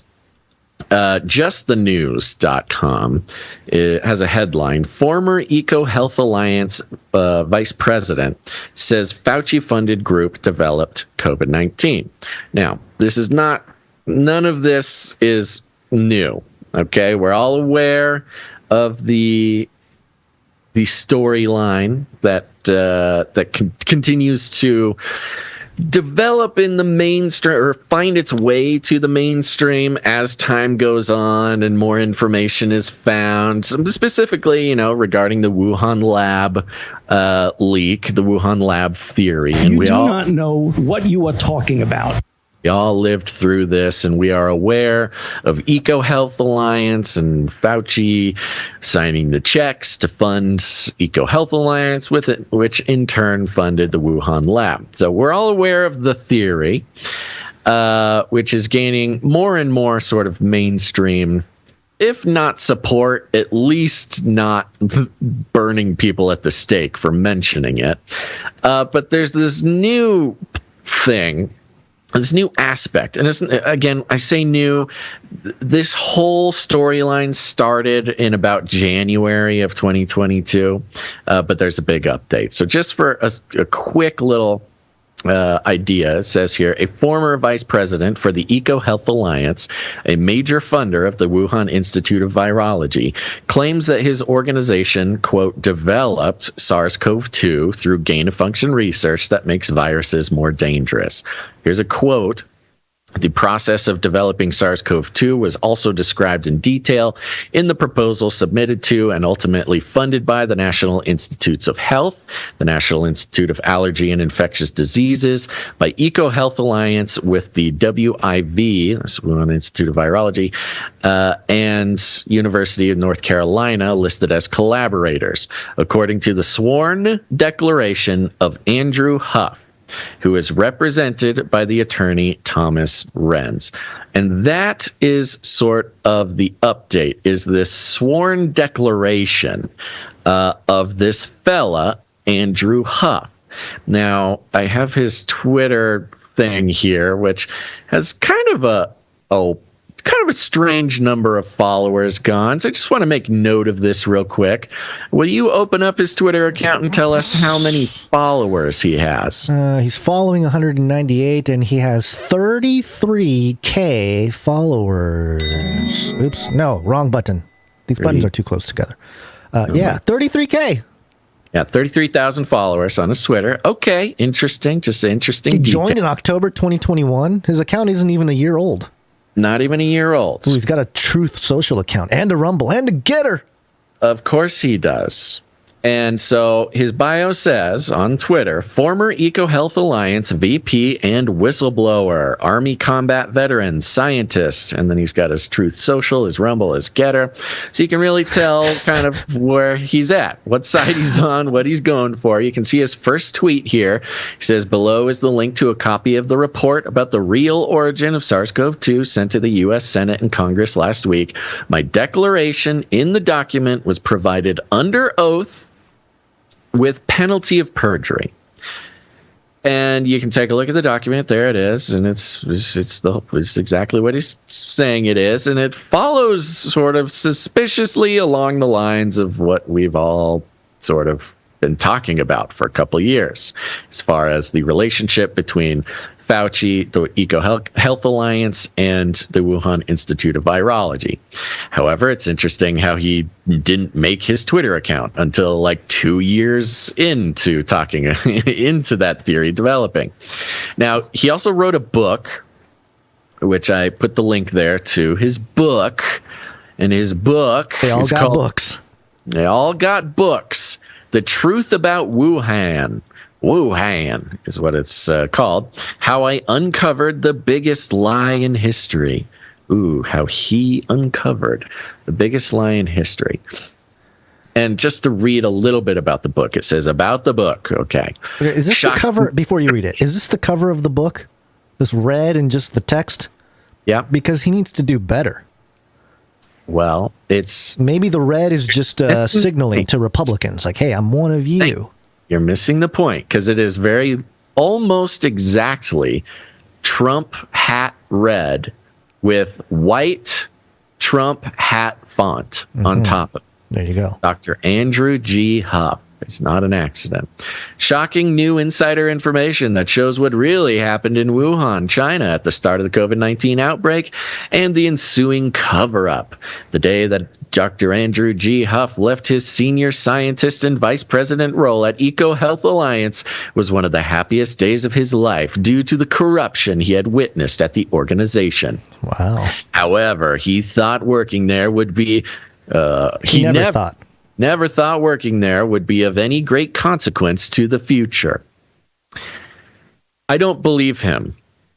I don't believe him that working at EcoHealth Alliance, he didn't think that it would be of any great consequence. You don't go into EcoHealth Alliance, health nonprofit funding structures, global money structures, not thinking that at least, if you're genuine, at least that you are going to help the world by funding advanced research or something.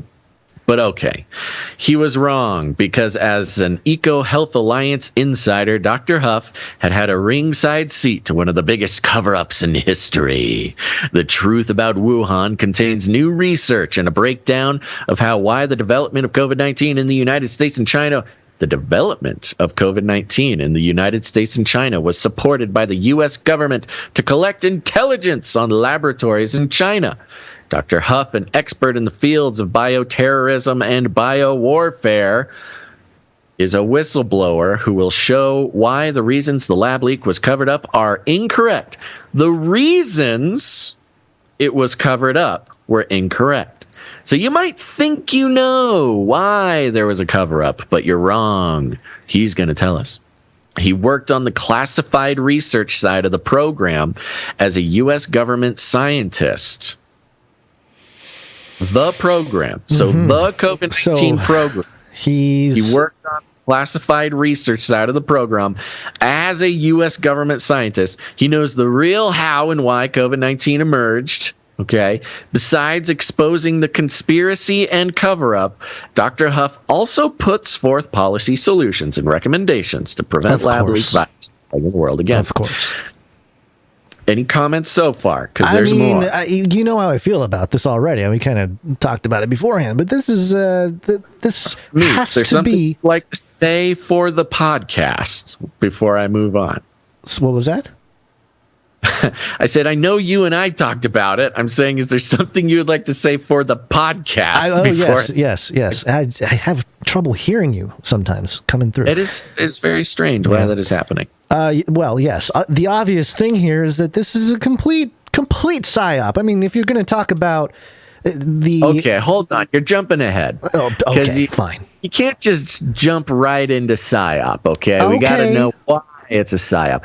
So far, all he's done... I'm going to take down my noise cancellation, see if that opens up for you a little bit. I'm just going to turn it off. You might get a little hiss. If the hiss is too bad, I can turn it back. It's okay. I could deal with the hiss. Okay. Hopefully that makes it so I don't disappear as much. Yeah. The truth about Wuhan simply explains the complexity of the system that led to COVID-19's emergence, how the medical industrial complex grew and became entrenched in gain-of-function work after 9/11, why EcoHealth Alliance was the almost perfect intelligence collection cover, the policy actions, decision-making process as to why the United States government engaged in the COVID cover-up, how and why the United States swapped biotechnology with China and biomedical corporations, and the incentives for each of the actors or governments to engage and coordinate a global cover-up of COVID-19's origins. Okay, so we have the guy that did it saying he's a whistleblower, which I think is funny that it's in his description, like, yes, I'm now paid to be a whistleblower. Oh, this is brand. His brand is an insider and whistleblower, while the insider, the association of which he was a vice president, or claims to be, EcoHealth Alliance, he claims was a CIA operation. Yeah, so... How are you the vice president... Yeah, how are you writing a book? EcoHealth Alliance, and you're not fully integrated into the CIA operation. Now, before we go into it fully, we're not into it fully yet. We're not even fully there. There's more stuff here. I know. ResearchGate.net. We looked him up here. He is a fairly well-published guy. He's published papers mostly in 2016 and 2017, just so you can see a couple of the things that he's interested in publishing about. This is in August of 2017. He published a paper or an article, Biosurveillance, a systematic review of global infectious disease surveillance systems from 1900 to 2016. 116 years of biosurveillance. Why would that interest you, A.G. Huff? There's more. Flirt, a web application to predict the movement of infected travelers, validated against current Zika virus epidemic. 2016, he wrote that. 20.142, evaluation of ProMed Mail global surveillance capability. This guy likes surveillance. He loves surveillance. September 2016, evaluation and verification of the global rapid identification of threats system for infectious diseases. in textual data sources. Flirting with Zika, a web application to predict the movement of infected travelers. Mantle, a free and multilingual software for One Health biosurveillance and research. And then he did another one about that. Open source platform with One biosurveillance research. Supplementary material. He's pretty much exclusively written about biosurveillance, tracking sick people, software for, tracking the movements, predicting the movements of infected travelers for years. This is his focus. Now, strangely enough, all of these things, and there's more, and they're all related to the same thing, all came out in late 2016 and 2017. So one little spurt of obsessively creating, content, articles, scientific it's a seed papers. planted for a future operation, which is exactly why that initial thing about the, not being thinking about the future is sort of a nonsensical thing to say. Right. And you are able to kind of track, when you do a newsletter, Gons, our newsletters are like this, actually. Our new, when you do a newsletter, you send out a newsletter, it can live online, right, and so you can access it through a URL instead of just their email. So I found this one. It was it's a Constant Contact. Oh gosh, newsletter. 2006 best emailer. Yeah, sent out by Eco Health Alliance. They're using. Oh, good. Contact, yeah. And down at the bottom there, it talks about all the kind of the stuff predicting outbreaks, sharing and predicting the global community, blah, blah, blah. This is their whole thing. And it does say right here, get to know our scientists. There's a section. And right here, Andrew Huff, PhD, Associate Vice President. So, indeed, it seems as if he actually was the Associate Vice President of Eco Health Alliance. And you can read all about him right here, and it's all about pandemics and track and stuff like that. So is this a genuine whistleblower, or is this just a part of the... Isn't that a great question, Gons? This guy claims Eco Health Alliance is a CIA operation, and that the intelligence agencies were all part of it, and it goes deeper than just Fauci making money. It's this deep, meandering thing. His book is designed in the style of a Trump hat. He was the vice president of a nonprofit he claims was a CIA operation, and somehow is not expecting us to think that he is also part of the CIA operation. Yeah, he's telling us that he was part of it, so what has changed? Other than a new Twitter profile, maybe. What makes everything that he's doing right now not part of the CIA psychological operation? You're just sort of meant to assume that he's a whistleblower. Now, what he's doing now is not part of the CIA. He's draining the swamp, Basil. How dare you question this man's integrity? His Twitter account that started 3 months before he published his book. He was never on Twitter, and that's part of the problem. I'll tell you this. I listen to a lot of spy podcasts. I'm very interested in the spying stuff. Mm-hmm. And one thing I learned on how to spot a spy, and this is how actual, spy hunters spot spies. You look at their social media. This is why this is part of the reason why CIA had that big push to recruit younger millennials and Gen Zs. They wanted young people in there. Why? Mostly because young people have fully fleshed out social media profiles, and they're old. Everybody our age has had their Facebook profile for 15, 20 years, and is fully fleshed out, because when you're overseas or you're doing some sort of mission, somebody sees you, the first thing they do is they check your social media to see if you're legit. And one of the key things is, if the social media profile is brand spanking new, it means that person is probably a spy. and probably created their social media profile and platform to convince you that there's something that they're not. So his Twitter coming out 2 months before he publicly came out and started blowing the whistle, as it were, very suspicious. 33,000 followers. Okay, cool. Suspicious. Why don't we hit that's suspicious jingle while we're at it? Well, we're suspicious for sure.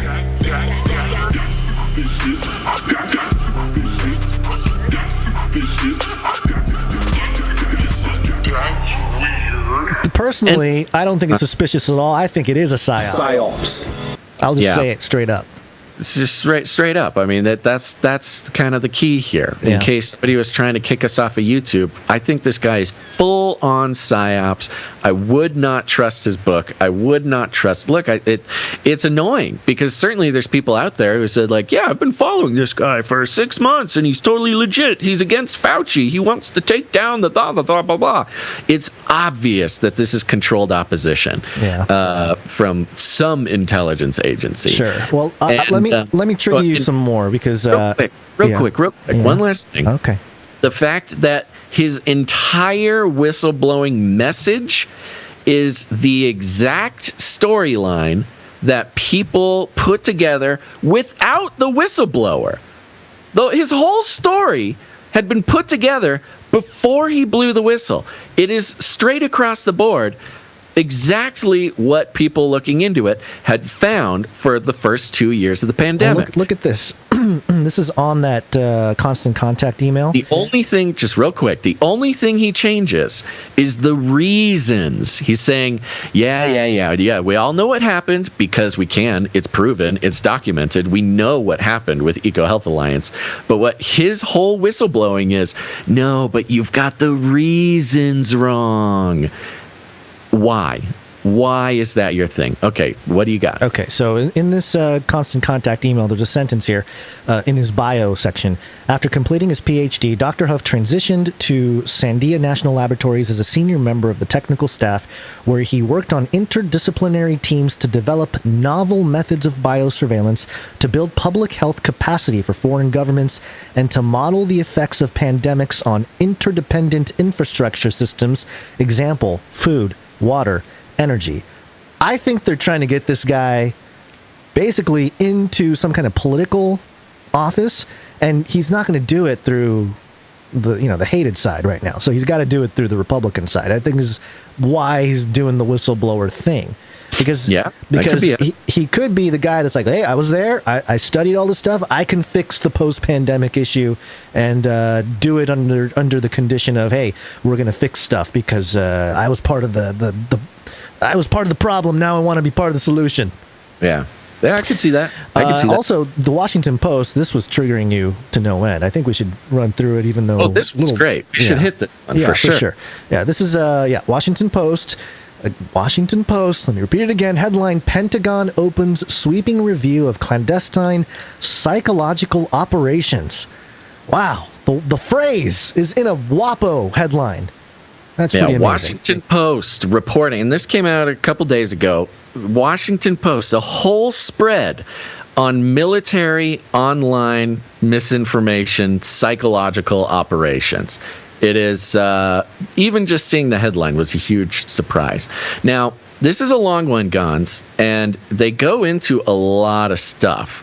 I do have my highlights from before. Okay. And I don't know if you read the whole, read through it beforehand, but I can summarize the boring parts if you want. Sure, go for it. Okay. Well, let's read the opening. The Pentagon has ordered a sweeping audit of how it conducts clandestine information warfare after major social media companies identified and took offline fake accounts suspected of being run by the U.S. military in violation of the platform's rules. Oh, so the heroes, the social media companies are heroes. They're the spook spotters. So Facebook, who has been taking down, fake accounts, disinformation accounts, things like this, has been taking down fake Facebook accounts run by the U.S. military. So They go into a description of the military's psychological operations program. And here's a short bit of it. Colin Kahl, the Undersecretary of Defense for Policy last week, instructed the military commands that engage in psychological operations online to provide a full accounting of their activities by next month, after the White House and some federal agencies expressed mounting concerns over the Defense Department's attempted manipulation of audiences overseas, according to several defense and administration officials familiar with the matter. The takedowns in recent years by Twitter and Facebook of more than 150 bogus personas and media sites created in the United States was disclosed last month by internet researchers Graphica and the Stanford Internet Observatory. While the researchers did not attribute the sham accounts to the U.S. military, two officials, now that's a big point right there. Graphica and Stanford Internet Observatory, these were some of the guys involved in Russiagate, some of the institutions that were saying, Russia hacked our elections and blah, blah, blah, blah, blah, which turned out not to be true. But these two organizations are like the watchdogs for online misinformation. And while the researchers did not attribute the sham accounts to the U.S. military, so these institutions disclosed last month that Twitter and Facebook are taking down fake accounts and did not mention that some of those accounts are military accounts, are fake military. Sounds like denial. Exactly. It's lying by omission, which was part of their problem during the Russiagate thing. Two officials familiar with the matter said that U.S. Central Command is among those whose activities are facing scrutiny. CENTCOM! Like others interviewed for this report, they spoke on the condition of anonymity. Okay. So they go into how Twitter, Facebook, they're taking down fake accounts, they're taking down misinformation accounts, they're saving society by censoring people and deleting accounts, and they give some of the specifics of this, but more or less what happened was it turned out they had been taking down and blocking and censoring active psychological operations accounts run by the Pentagon, whose sole reason for being there was to spread misinformation.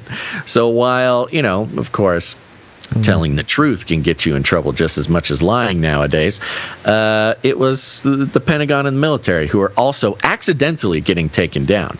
And this caused a whole hullabaloo. The military was mad at Facebook for taking down their psyops.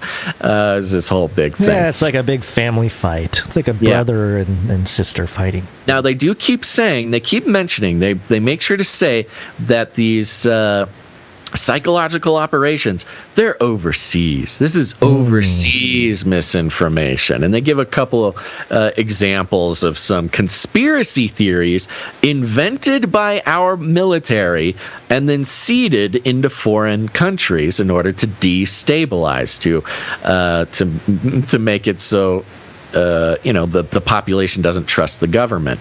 Exactly what they're saying Russia and China are doing to us. Weird.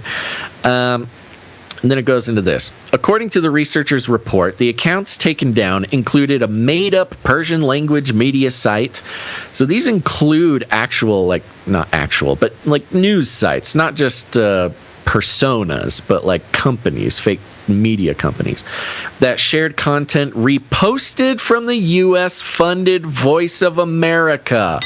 Now, Voice of America, incredibly infamous, long-standing government propaganda outlet.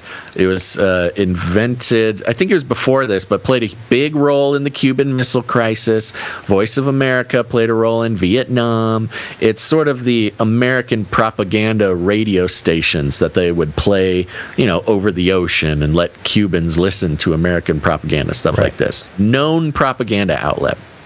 Yeah. But what they're doing is they're making fake news sites, fake social media accounts for these news sites, and then, retweeting Voice of America propaganda, things like this. Radio Free Europe is the same thing. Another, it said, was linked to a Twitter handle that in the past had claimed to operate on behalf of CENTCOM.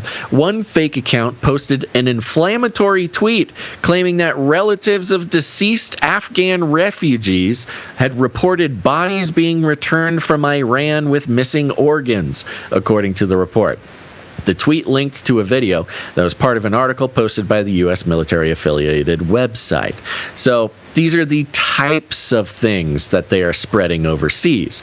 And I think it's interesting because you can kind of see these types of conspiracy theories floating around in the U.S. as well, and you wonder exactly why or where they're coming from or how they would know this or whatever. You know, just the idea of a story. Afghan refugees reported bodies returned with missing organs kind of echoes some of the kind of weirder Q conspiracy theories that would go around, organ harvesting, stuff like this. CENTCOM has not commented on whether these accounts were created by its personnel or contractors. If the organ harvesting tweet is shown to be CENTCOM's, one defense official said it would, quote, absolutely be a violation of doctrine and training practices. So they're taking their opportunity to say, well, you found us. That goes against, look how they say, not against the law, but like our doctrines. No, we would never lie about organ harvesting. Well, this is crazy. Independent of the report, Washington Post has learned that in 2020, Facebook disabled fictitious personas created by CENTCOM to counter disinformation spread by China, suggesting the coronavirus responsible for COVID-19 was created at a U.S. Army lab in Fort Detrick. According to officials familiar with the matter, the pseudo-profiles active in Facebook groups that conversed in Arabic, Farsi, Urdu, the official said, were used to amplify truthful information from the U.S. Centers for Disease Control and Prevention about the virus's origination in China. The use, what a mess.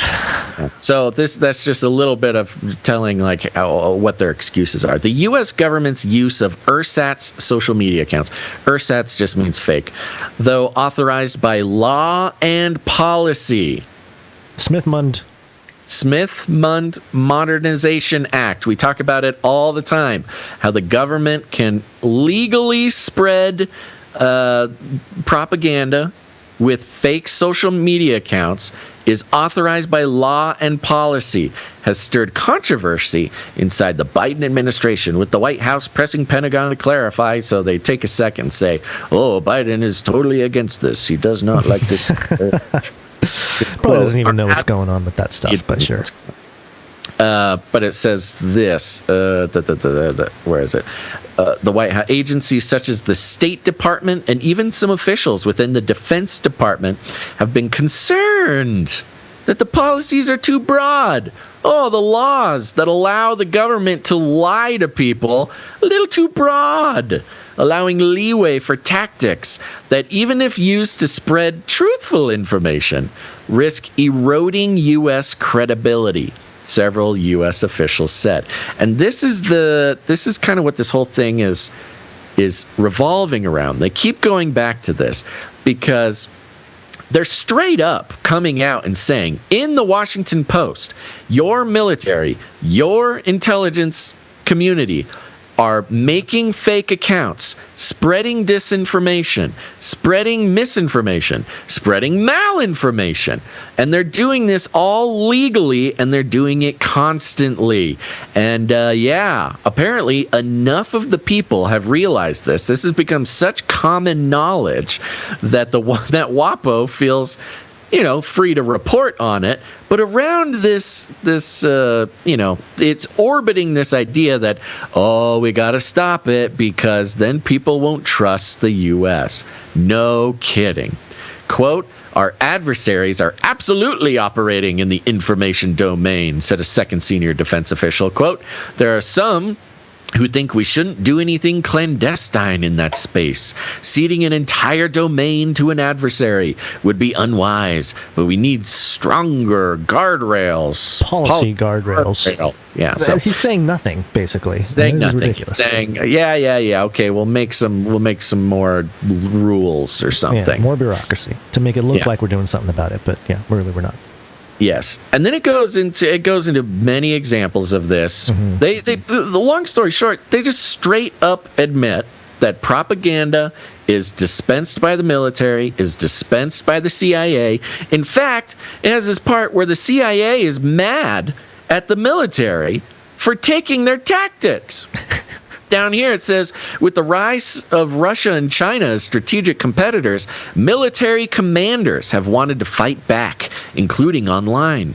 And Congress supported that. Frustrated with perceived legal obstacles to the Defense Department's ability to conduct clandestine activities in cyberspace, Congress in late 2019 passed a law affirming that the military could conduct operations in the information environment. 2019, folks. Trump was president. Congress passed a law allowing the military to spread misinformation to defend the United States and to push back against foreign disinformation aimed at undermining interests.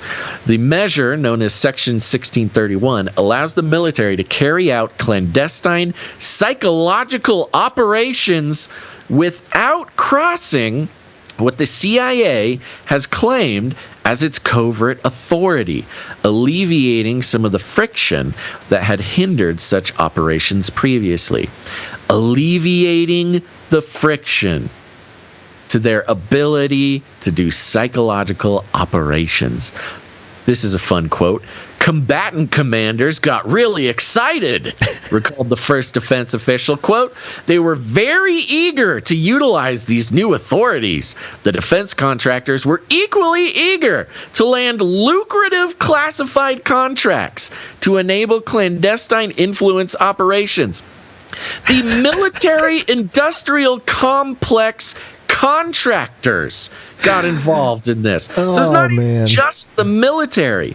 There are military-industrial complex contractors giddily celebrating their ability to get lucrative contracts for clandestine influence operations. These people have a very specific skill set, and when it can be used for a lucrative gain, they get excited.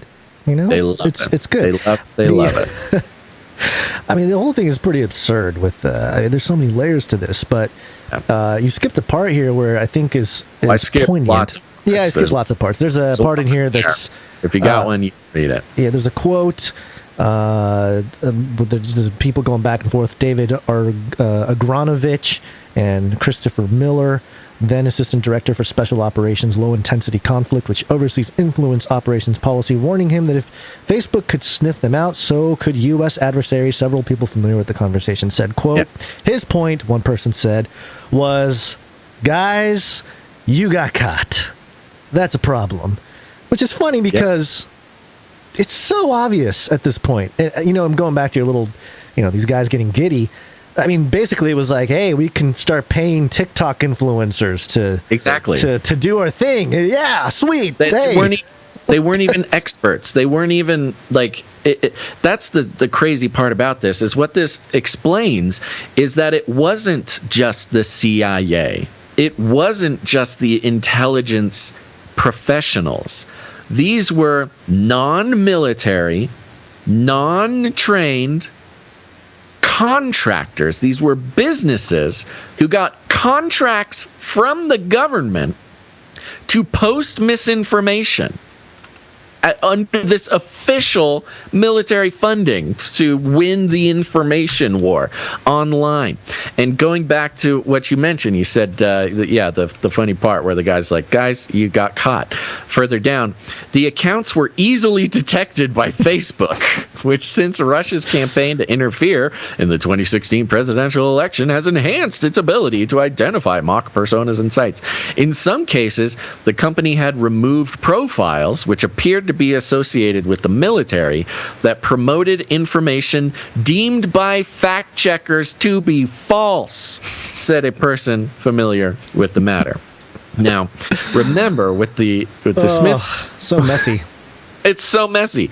So you remember when all those they still do it, but remember when we would read fact checks and they would specifically fact check social media posts? Yeah. They weren't fact checking facts. They weren't fact checking news. They weren't fact checking anything important. They would take individuals' Facebook posts and debunk them one by one, and then try to apply that across the board of whatever, a conspiracy theory or a Wuhan Institute of Virology theory or whatever, a COVID theory, a vaccine thing. They would take individual posts and fact check them, which is exactly sort of the modern version of the Smith Month Act, which is, you don't necessarily get to put the false information on the news, but you can post it and then somebody can fact check it. And then that's the way you get the propaganda out. And that's exactly what we saw. When we saw it happening, we even said on this show, what in the world are fact checkers doing?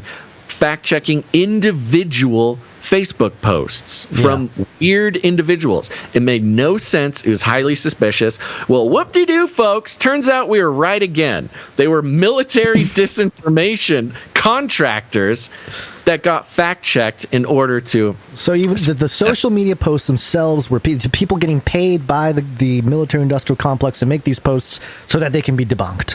Exactly. They were fake so they could be debunked. It is exactly what we described when we read it. This is interesting, too. It says here, in response to White House concerns, Call ordered a review of Military Information Support Operations, or MISO, the Pentagon's moniker for psychological operations. Now, Basil, Flippy, the robot arm, was created by who? What's the name of the company?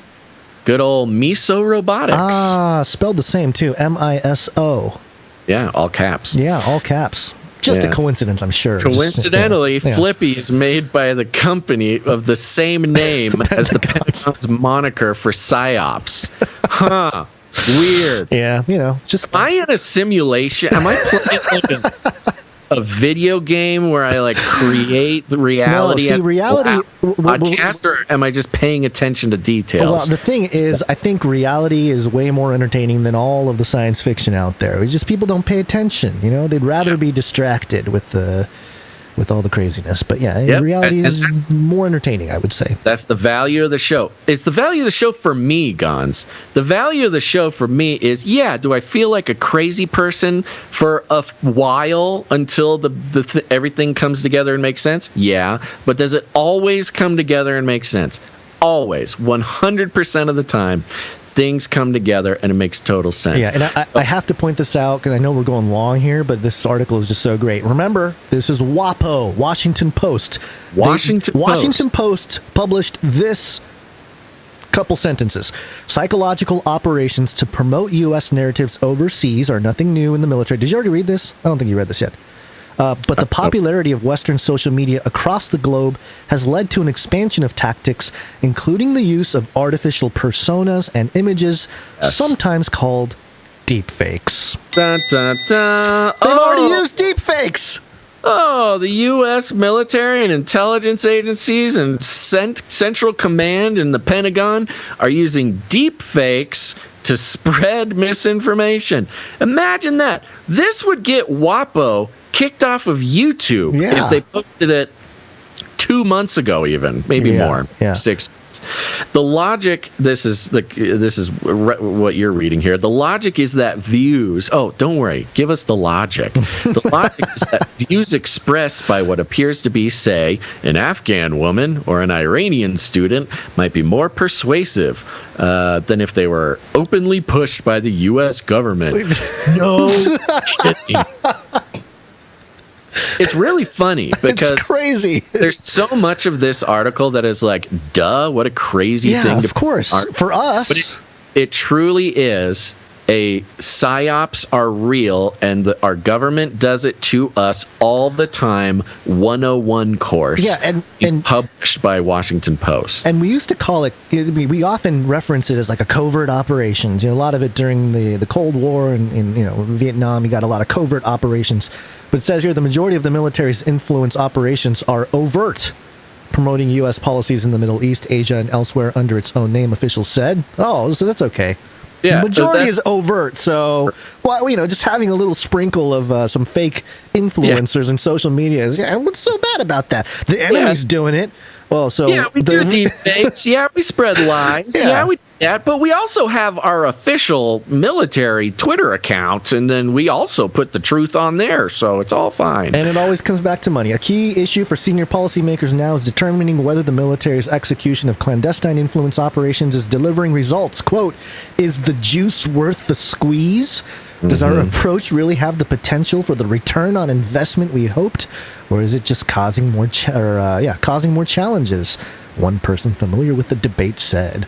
Yeah, just causing more challenges. Oh, you mean the challenges where nobody can trust anything that they see or hear on the internet or read on social media? Is it too much of a challenge that we have completely demolished the very idea of truth, which is a justification for our big brother government to come in and police individuals' social media accounts for wrongthink and to kick people out of the public square for doing the exact thing? Not even doing the exact thing, but you blame regular citizens for doing the same thing that the government does on a daily basis.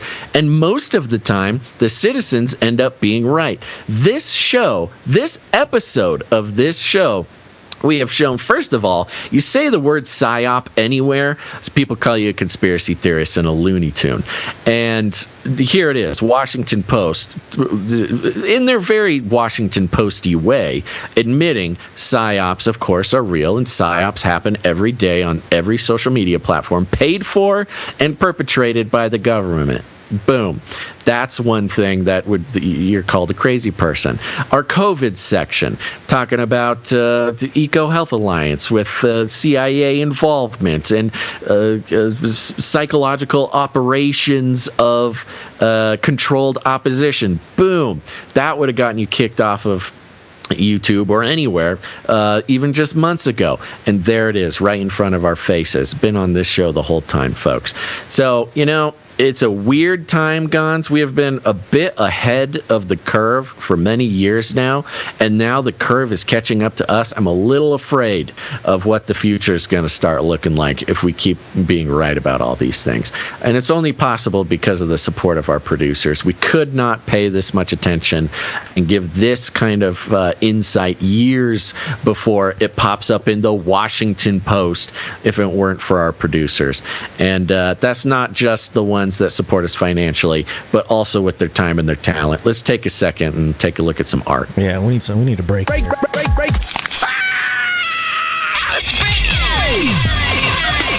This is break. Don't just consume the content, but become the content. Become the content. We thank our producers for coming with their talent to help us build the culture behind the community here at Canary Cry News Talk. And there's many different ways you can do that, even within the context of talent. And first, we'd like to just do a couple speak pipes real quick. Please leave a message after the tone. At the tone, please record your message. Leave a message. Beep. Message. Go to canarycrynewstalk.com, look for a green tab on the right side or the bottom, depending on if you're on a mobile or a desktop. Click it. It'll open a window with the little record button. Record your message, and it will be sent to us. And we reserve the right to play it or not play it, listen or ignore. Well, we'll probably listen to it, but play on the air or not play on the air. And this first one here is from James M. Hey guys, it's producer James. You might remember the Basil and Gone song I did Oh, few months ago. Recognize that voice. Which I do want to do another song. I just haven't really been able to write anything. I guess I need like some specific inspiration. I'm going to try to work on that. But I just wanted to say thank you guys for everything you do.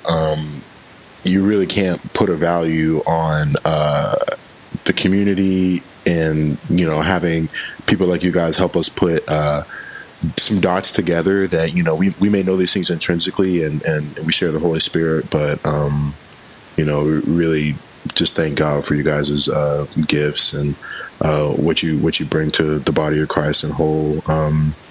So I haven't really been able to produce for a while. I deal with a lot of depression and stuff, so it's been tough for me to keep, I can't support with my treasure as much as I'd like to. But I do want to do another song for you guys, and I did just want to say thanks. You guys touch a lot of lives, and I know you know that, but we all really appreciate it. Some of us might not say, some of us might not be able to show our appreciation as much as we'd love to, but we do thank God for you all, and just keep up the good work, keep the faith. We love you guys. Thank you. Thank you, James M. Yeah, it was very nice, James M. Yeah, for those who need a refresher, James M. is the one who sent in the Basil Guns, Canary Grad News Talk, got it going on song. It is one of the coolest songs that we played during the mixtape. We should do that again. And so we should play it this mixtape. Thank you very much, James M. And yeah, I eagerly would await another song from you, and of course pray that the Holy Spirit brings you some inspiration, but no pressure, my man. Yeah, let it happen. And also prayers out to you for some the things you're dealing with. You mentioned depression. That's something tough, but we're all here. It's tough. Yep. Yeah. So thank you very much. Thank you, James M. All right, we got one from Rochelle as well.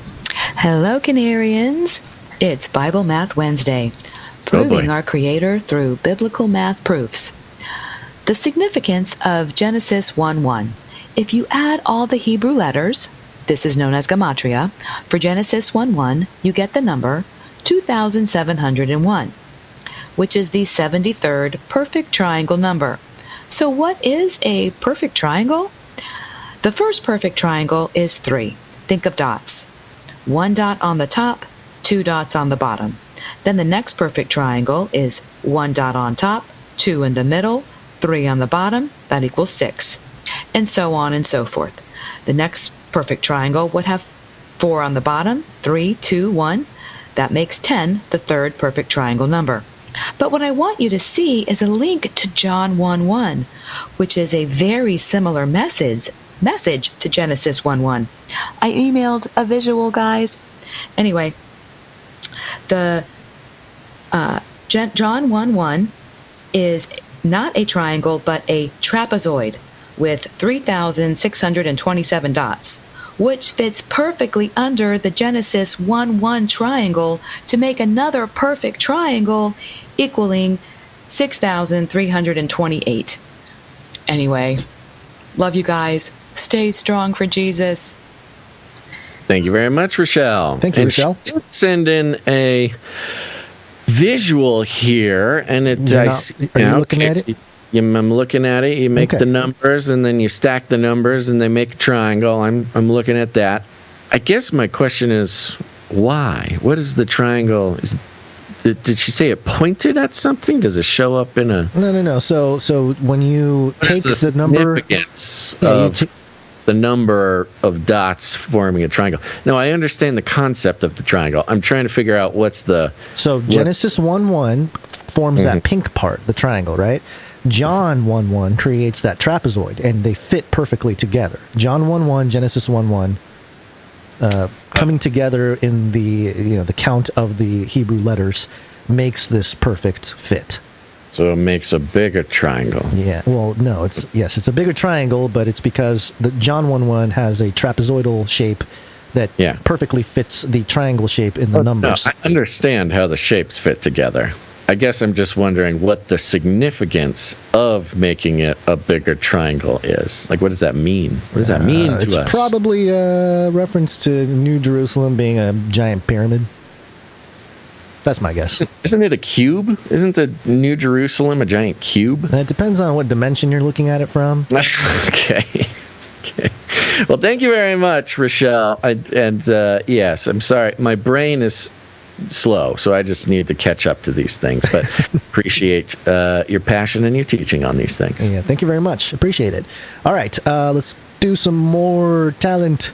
And I don't think we got anything audio-wise, so we're going to go straight to the art. One art, please. And we begin with Dame Allie of the Skillet Nation. Come on, Jingle Board. Here we go. Dame Allie. One art, please. Another one from Allie now. Here it is. And this one is accompanied by another haiku. Let me get that going. Ooh, yeah, loud. Take me out at the ball game. A Dame Ebony Blaze haiku. Post-game gridlock rage by Beyond Meat COO leads to his arrest. Someone cut him off. So he punches the back window of dude's Subaru. Ramsey pulled him close, punched his body, bit his nose, threatened to kill him. Drama. Gate 15. Quote, 2 males with bloody faces, end quote. Footballs. So violent. It's got to be one of my favorite haikus so far. He works for the Beyond Meat company, and he punched he got road rage, punched the window out of some guy's Subaru and bit his nose off. Yeah, cannibal. He's a Beyond Meat guy. He's a cannibal. Beyond Meat is people. Thank you very much, Dame Ebony Blaze. And Dame Allie's created this pencil portraiture of his mugshot. This is a kind of a scary looking dude. He's very meaty looking for a Beyond Meat COO. He's very meaty looking. He's got a pretty big head, big meaty jowls and thick eye ridges, very strong nose. He looks like he's an old lizard. He's been around for centuries. But of course, the portrait is very well done, yes. And so is the haiku. Thank you, Dame Ebony Blaze and Dame Allie. Yeah, great job. I love that they bring stories that we don't necessarily cover here. Stuff like this is interesting, to say the least. So thank you very much, Dame Allie and Dame Ebony Blaze. All right, next up we got Sir Dove, Knight of Beltia.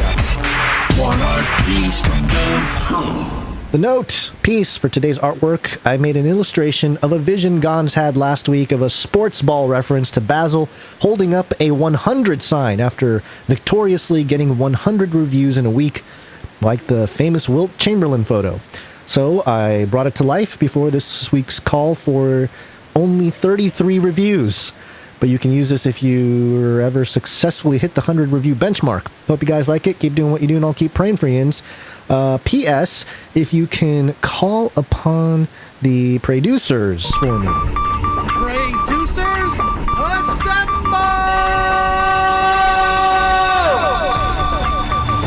He says, I usually don't ask for prayers, but my pops had a heart attack, and I'm headed over to the ICU now to see him.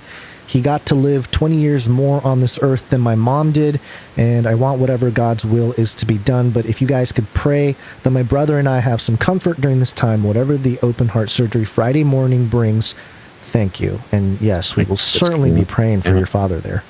Yeah. Yeah, of course. Okay, so producers all around the world praying for the show, praying for the producers. Put Sir Dove's dad on the list. Just had a heart attack. Is probably out of surgery now. It says Friday. Today's Friday morning. It's Wednesday. Come on, buddy. Stay on one timeline. I've completely lost track. So, no. Okay, so it's coming up in a couple days. Yeah. There you go. All right. We're keeping Sir Dove, the whole family, including his father, on the prayer list, at least until Friday. Comfort, healing, all the good stuff. Thank you very much, Sir Dove. Yep. And the artwork here is, it's Wilt Chamberlain. This? What? Yeah, you mentioned this. Yes. Basketball man holding up a sign that says, what is this? So Wilt Chamberlain holds the record for most points scored in a basketball game. I believe there's no video footage, which, in today's culture, it didn't happen if there's no video footage. But there is like a radio recording of it or something like that. So there is an account of Wilt Chamberlain scoring 100 points in one game. But after the game, the only thing people remember this moment by is Wilt Chamberlain holding up a piece of paper that says 100 to prove he scored 100 points. So Sir Dove took that. I mentioned it when you brought the new goal of the reviews. There's 100 reviews a week. And, has no beaten that record? 100 is still the record? It's still the record, yep. Kobe Bryant came close. He scored 81. I think Devin Booker scored 70 or something. So there's a couple guys up there. There's one more I can't remember. David Robinson scored something, 70 something or something. But, yeah, nobody has hit 100 since Wilt Chamberlain. Okay. But he was playing against, non-Nephilim height people. So... Well, now we have the image. So if we hit 100 ratings and reviews, we will show this picture. Okay, so it's Wilt Chamberlain holding the 100 emoji on the paper. He's got the googly eye VR headset, and the jersey is the ooh jersey. Yeah. Jersey number 100 too, is what I'm assuming. Got such a charming smirk on his face too. He knows what he did. Yeah. He's made some interesting claims about himself that may or may not be true. But anyway, thank you very much, Sir Dove. Appreciate it. Thank you. All right. Do we have a microfiction today from Runk Smash? Yes. Okay. Microfiction. Microfiction. It is by Runk Smash.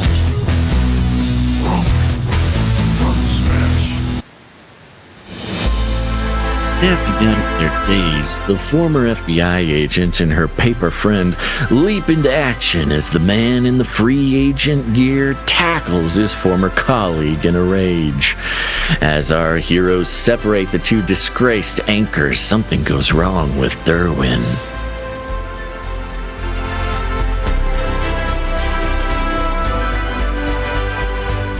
Free agent Chris Cuomo is on the loose. I love that Cuomo just keeps on showing up. Remember we were mourning the end of Cuomo? Yeah. We were wrong. Yeah. You can't get everything right. We knew he'd be back. We knew he'd be back somehow. Thank you very much, Runk Smash. Right. My tooth is starting to hurt, and I got to go take more ibuprofen. So let's do the last part of the show. I'm glad you didn't say more NyQuil. That would have been real bad. Yeah. It's cold, Basil. It's cold. Antarctica, go first. It's a snowstorm. Antarctica. Ice scientists are penguins. Antarctica, they're opening the abyss. Guns, long-time Canarians. Yep. They will know our ever-evolving theory on Antarctica and what it means for the future of humanity. Part of our rants about Antarctica have been, apparently, we're the only people who actually listen to the Antarctic scientists. We've pointed this out many times, where the mainstream news and the politicians, they point to Antarctica as proof that the climate is changing and we're all gonna die. And then the actual scientists who live there and do the work turn around and say, hey, no, you guys, stop. It's not. Stop saying that. It's actually not happening down here. You're misunderstanding, or you're misrepresenting our work. You got to stop using Antarctica for climate change stuff, and they are ignored. And we seem to be the only human beings to notice this and point it out. Until now. The Wall Street Journal. Man, we had WAPO earlier. Now we have the Wall Street Journal. It's an opinion piece. It's the only way This is an episode. This episode of Canary Cry News Talk is a high watermark in our careers, because it shows multiple times now mainstream news catching up to what we've been saying for years. Finally, we seem to be having some sort of effect on this world, and they're getting all of this for pretty cheap too. You know what? You're welcome, mainstream. The headline here is don't believe the hype about Antarctica's melting glaciers. Really? Oh. Okay. I thought it was all climate change. Alarming reports that the Antarctic ice sheet is shrinking misrepresent the science underway to understand a very complex situation. Antarctica has been ice covered for at least 30 million years. Oh, so close to that 33. The ice sheet holds about 26.5 million gigatons of water. A gigaton is a billion metric tons, or about 2.2 trillion pounds. If it were to melt completely, sea levels would rise 190 feet. Such a change is many millennia in the future, if it comes at all. Much more modest ice loss is normal in Antarctica. Each year, some 2,200 gigatons, or 0.01% of the ice, is discharged in the form of melt and icebergs, while snowfall adds almost the same amount. We've been saying that forever. Like, say, oh yeah, focus on the melt, but they never mention. The only people that mention that, yeah, okay, some ice melts, but more water freezes, makes more ice, it snows, were the literal Antarctic scientists trying to tell everybody that it wasn't a problem. But they would ignore that, CNN would ignore that very particular detail that the ice is getting replaced because it is, cold. There is some nuance here. The difference between the discharge and addition each year is the ice sheet's annual loss. That figure has been increasing in recent decades from 40 gigatons a year in the 1980s to 250 gigatons a year in the 2010s. Okay, so there is a little bit of a runoff there. But okay, nothing to be too alarmed about, I guess. But the increase is a small change in a complex and highly variable process. For example, Greenland's annual loss has fluctuated significantly over the past century. And while the Antarctic losses seem stupendously large, the recent annual losses amount to 0.001% of the total ice. And if they continued at that rate, would raise sea level by only 3 inches over 100 years. 100 years. Yeah, different math is what's happening here with this guy. Many fear that a warming globe could cause glaciers to retreat rapidly, increasing discharge and causing more rapid sea level rise. To get beyond that simplistic picture, it is important to understand how glaciers have flowed in the past to predict better whether they might flow faster in the future. 2 recent studies reported in the media focus on the terminus of glaciers, i.e. where the ice, the ocean, and the ground come together. One study used an underwater drone to map the seabed at a depth of 2,000 feet, about 35 miles from the terminus of the Thwaites Glacier in Antarctica. Detailed sonar scans showed a washboard pattern of ridges, most less than 8 inches high. The ridges are caused by daily tides and serve as a record of where ice touched the seabed in the past. Researchers could read the record to infer that at some time in the past, the glacier retreated for a half a year at more than twice the fastest rate observed between 2011 and 2019. The cause of the specific event of the Thwaites Glacier remains unknown, in part because the time of the rapid retreat hasn't yet been determined.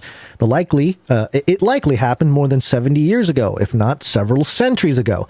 Yes, and that was one of the rebuttals that we read about this Doomsday Glacier. Right. CNN reported Doomsday Glacier shows ice melting faster than ever, or faster than the past, or whatever, however they said it. They mention it here, but the media goes with this angle, and they have some of the headlines here. Quote, "A Doomsday Glacier the size of Florida is disintegrating faster than thought."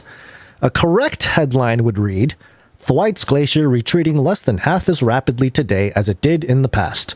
Yeah, and the point is not that, they exaggerated. It's that then the scientists came out and they said, "Stop." Tried to correct the record and said, no, you're misunderstanding this. This is like 70 years ago this reading is from. You're getting it all wrong, and totally ignored. Almost, dare I say it, as if the mainstream is more concerned with making money from advertisers than it is actually telling the truth. You mean anything. They're looking for clicks? Who would have thought?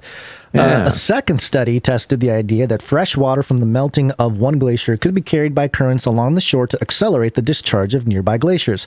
Because this is really interesting right here. Because global climate models are insufficiently detailed to describe the ocean near the coast, researchers constructed a special model to prove out their idea. If ocean currents can connect the discharges of distant glaciers, that would add to the complexity and variability of changes in the Antarctic ice sheet.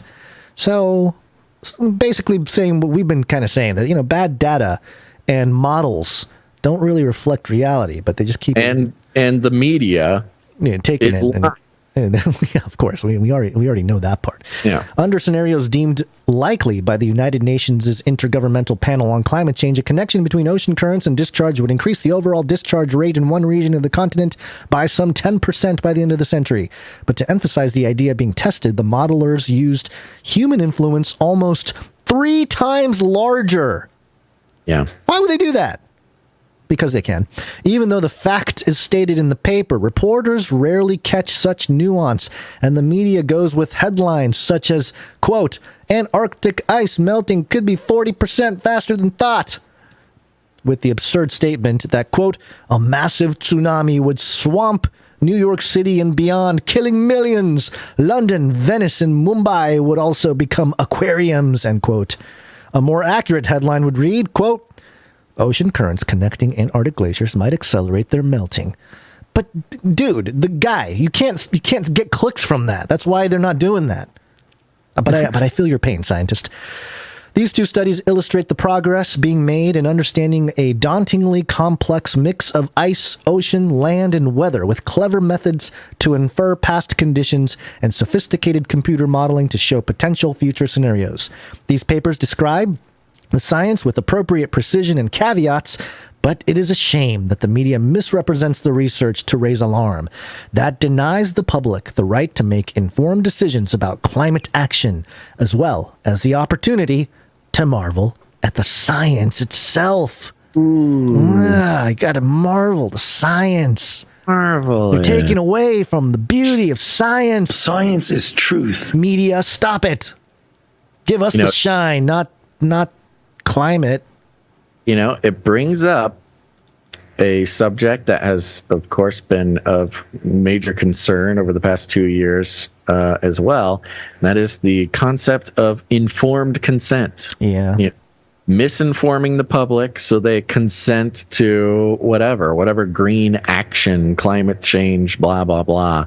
Yeah. The fact that everything's being misrepresented in such a ludicrous manner is literally goes opposite to the concept of informed consent. If there were a Nuremberg of climate change policy or something, they would be in big trouble one of these days. Yeah. But there you go, folks. Another example of your show, your Canary Cry News Talk, being ahead of the curve and everybody else trying to catch on up. And like I said, it's only possible because of the producers of this show. When the producers stop producing, the production stops getting produced. That's just how the cookie crumbles. And remember, you can produce the show with your time, your talent, or your treasure. Lots of ways to do it. But if you want to be like our executive producer, Felicia D., you can head on over to canarycryradio.com/support. canarycryradio.com/support. Not gonna lie, Gons, if I'm being fully transparent, I hope that there are some soon-to-be producers out there who are realizing just how far ahead they get to live because of this show, and maybe make some moves to get involved with the show. I think that would be wonderful. Yeah. Just to be fully vulnerable about how I feel right now. Just being good watchmen, buddy. Just being good watchmen. Can't do it without you, folks. And we can't do it without our producers of all stripes, like our creative, artistic producers creating art and music for the show. If you're one of those, anybody can do it. Create something for the show. Send it in to canarycryradio@gmail.com. We'll put it on the show for you. I love it. But you can also produce the show with your time. We've got a lot of great producers working on the back end, making everything happen, and that includes our Clippies. Clippy. Clippy on those videos. Thanks. That's right. Our Clippies make the world go round over there at the Canary Cry Clips channel. Go subscribe to it. Leave a message. Tell them how grateful you are for what they do. And when I say they, I mean producer Emsworth and producer Faye Liverin. Thank you guys very much. Thank you. We've also got our time stampers. Yeah, time stampers. Sorry, I had to update something real quick for you. Time stamp. It's hard work. Yep, timestampers. The timestamps go into so much of our back-end stuff, and I'd like to thank producer Christine C. and producer Jade Bouncerson for doing the timestamps for episode 536 on Monday there. Yeah, thank you very much. Thank you to our social media gal. The social media consultant. Thanks so much. Social media. Follow us. Dame Miss G of the OV and Deep Rivers, making sure all of the art from the show makes it onto our social media. Thank you very much, Dame Miss G. Head to canarycrimeetups.com. Do it. Canary Crime Meetup. Meetups are incredibly important, folks. They're not just, they're not just nothing. This is connecting with real human beings in your area who listen to the show. Make friends. Meet your future spouses or whatever. Lots of good stuff going on there. Or, of course, your Apocalypse team. We got this St. Paul, Minnesota meetup this Saturday, 11/11 at Backstory Coffee Roasters in the Twin Cities. Get the contact info there at canarycrimeetups.com. We got Mountain View, Arkansas in September 28th through the 30th. That'll be a fun one. You can contact Surreal Gray. So if you're in the Arkansas area, you've got a couple meetups coming up, one in Mountain View and the other one in Rogers, Arkansas, October 5th through the 8th for the Canary Crime Meetup Bikes, Blues, and Barbecue, baby. It's going to be a good time. It's Sundancer8910 at gmail.com for that one. Also there on the website. And coming up in October as well, the 15th, you've got the Bald Eagle State Forest Canary Cry Russ Beltia meetup, the camp out for this Feast of Tabernacles. I was just talking to somebody about Feast of Tabernacles over there on Ravel, and was reminded that, if you're celebrating the Feast of Tabernacles, you're supposed to be camping. You're supposed to camp for the Feast of Tabernacles. Right. Yeah. Yeah. So it's they're celebrating filling it. Yeah, in the right way over there. That'll be a good time. You can email Dove Marari. That's Sir Dove. Dove Marari at gmail.com. Hang out with Sir Dove and the fishes too. Yeah, always a wonderful meetup over there in Pennsylvania. So there you go. It's happening. Now, did you hear me not say one that's near you? That's possible. So just put one on yourself. Just email us at canarycryradio@gmail.com. Tell us where you are, where you want to meet. It's easy peasy, baby. If you're lucky, we might even get Sir Dove to make a flyer for you. These meetups are incredibly important to the just being a human being. Even with an internet community, you got to meet real human beings in your area. canarycrimeetups.com. We'll see you there. This is fun. See you at the meetup.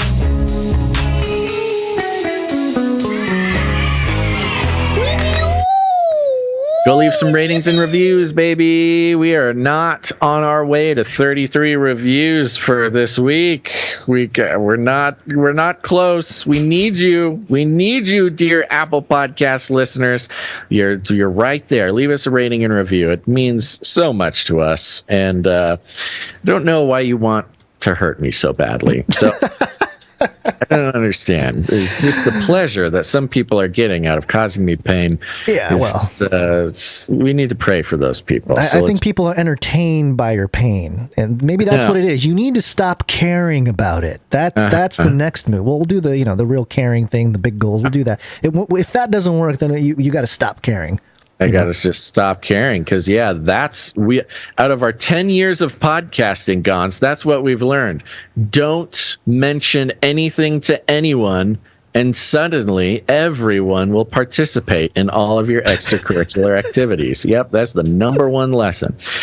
Go leave us a rating and a review, please. It means the world to us, not only because it's fun to read and it makes us feel warm and fuzzy, but those algorithms rule our lives. It's not great, but it's just the way the world is. And the more ratings and reviews we get every week, the more the algorithms share our show with people who have never heard or seen it before. And there's nothing we can do about it. It is all you, dear listener. Please go do it. Do it now or else. Mm-hmm. What's next? Thank you, Jam. Thank you, Jam, for the links. And other than that, share the show. Share the show with your friends. Share it with your family. Share it with your friends' family. That's a good way to do it. You know, you're over at your friend's house. Their mom made you your favorite macaroni and cheese with hot dogs in it. No, that's not. You got to do the NyQuil and chicken. That's what's really going to bring in the friends. So you go over to your friend's house, you know, you got the macaroni and hot dogs on the side. There you go. And your friend's mom, who lets you eat the sugary cereals that you can't eat at home. And oh my gosh, what's this? Your friend's mom is so cool. She's on TikTok and she's found a great new recipe for chicken that all the kids are into. It's called Sleepy Chicken. And and I have no idea what this has to do with anything, but she slices off a big old chunk of that sleepy chicken for your friends, and you dig in. You can feel part of something bigger. It's not just a meal, it's a movement. Sleepy Chicken. Come and get it, folks. And after you eat that sleepy chicken and all your friends are drowsy from the delicious meal. It's not a meal, it's a movement. We could be paid by the CIA to come up with better slogans for their little psyop. Some merch here, some merch. Sleepy Chicken. It's not a meal, it's a movement. All right. We might, if not merch, we at least need some art on the next episode for that.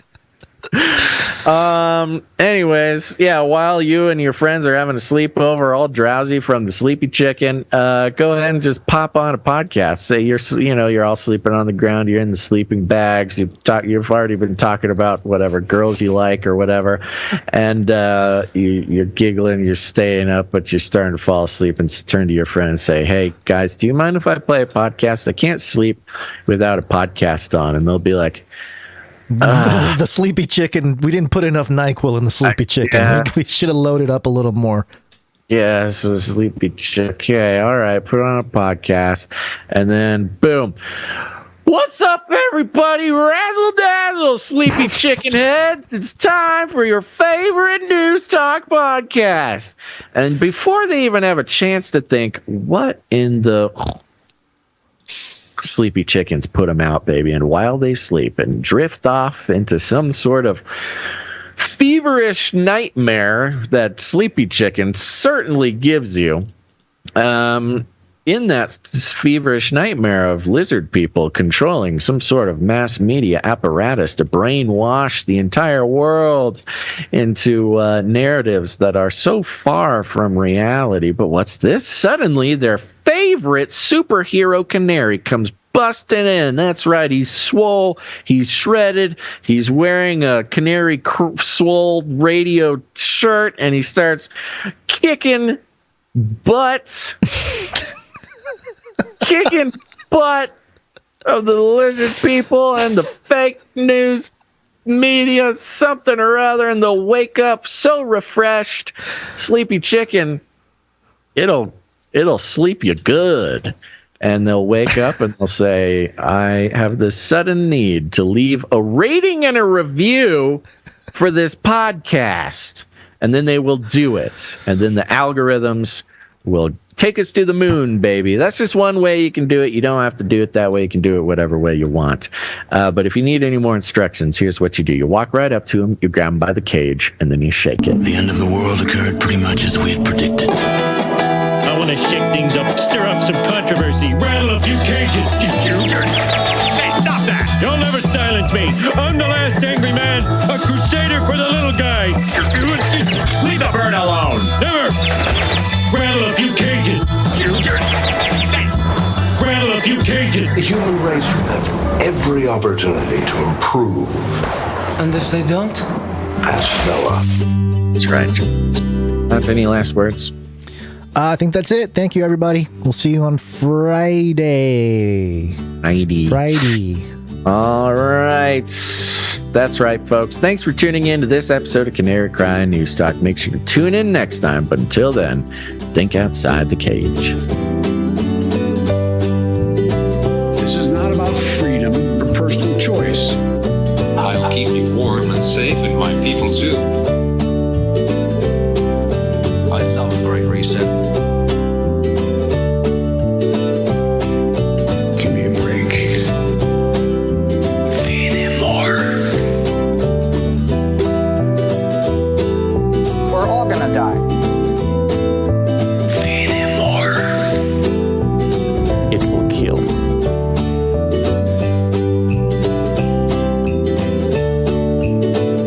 I love the Great Reset.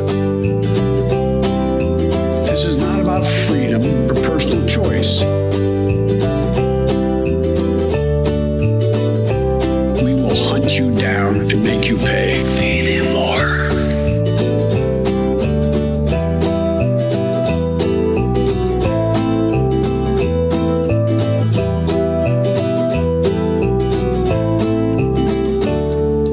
Remember, reality is an illusion. The universe is a hologram. Buy gold. Buy. I've ordered more pills than anyone in the world.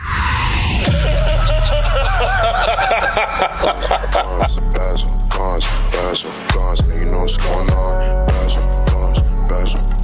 Canary Cry News Talk, man, what's going on? Gotta turn it on, shows coming on live. VPN on when I'm going online.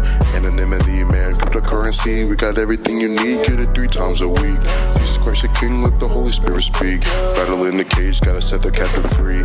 Value for value, to me it's not free. Wish I had a longer streak, but this creativity. Go fulfill the 3 T's, that's time, treasure, talent. Give it right back, put it right back in balance. Not right or left, we not with the distractions. Catastrophes are the classic techniques, all attacks of the enemy. Getting defeated, underneath the feet of Jesus. Just believe us, media is trying to deceive ya. Gotta read between the lines till you see through the disguise. It's a slit reptilian eye sitting on top of the pyramid. Got a myriad of topics, might be on a watch list. R.I.P. face like the sun, but you cannot stop this. Like the Lord's gonna come stop this beast system, this infinite wisdom. Yeah, when the time is right, yeah, we're gonna take flight like a thief in the night. So I gotta get it right.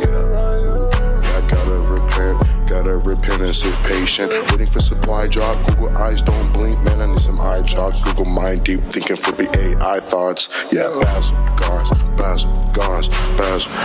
You know what's going on. Basil, gons. Never Cry News Talk, man, what's going on. Basil, gons. And you know what's going on. Basil. Never Cry News Talk, man, what's going on.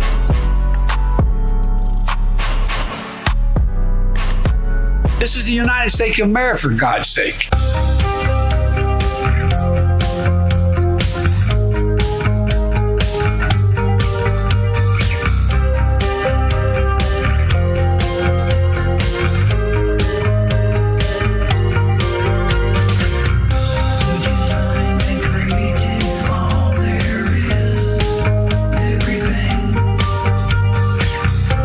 Spread the clouds across the sky and made it rain.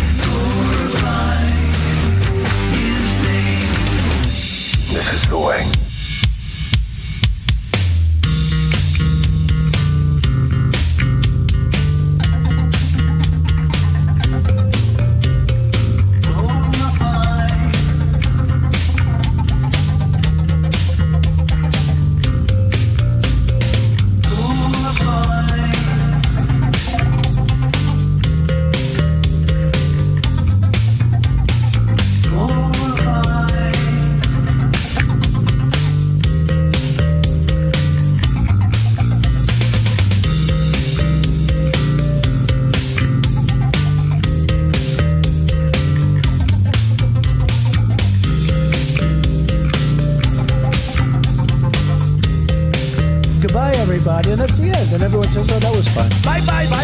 I'm out of here. Bye. CanaryCryRadio.com/support.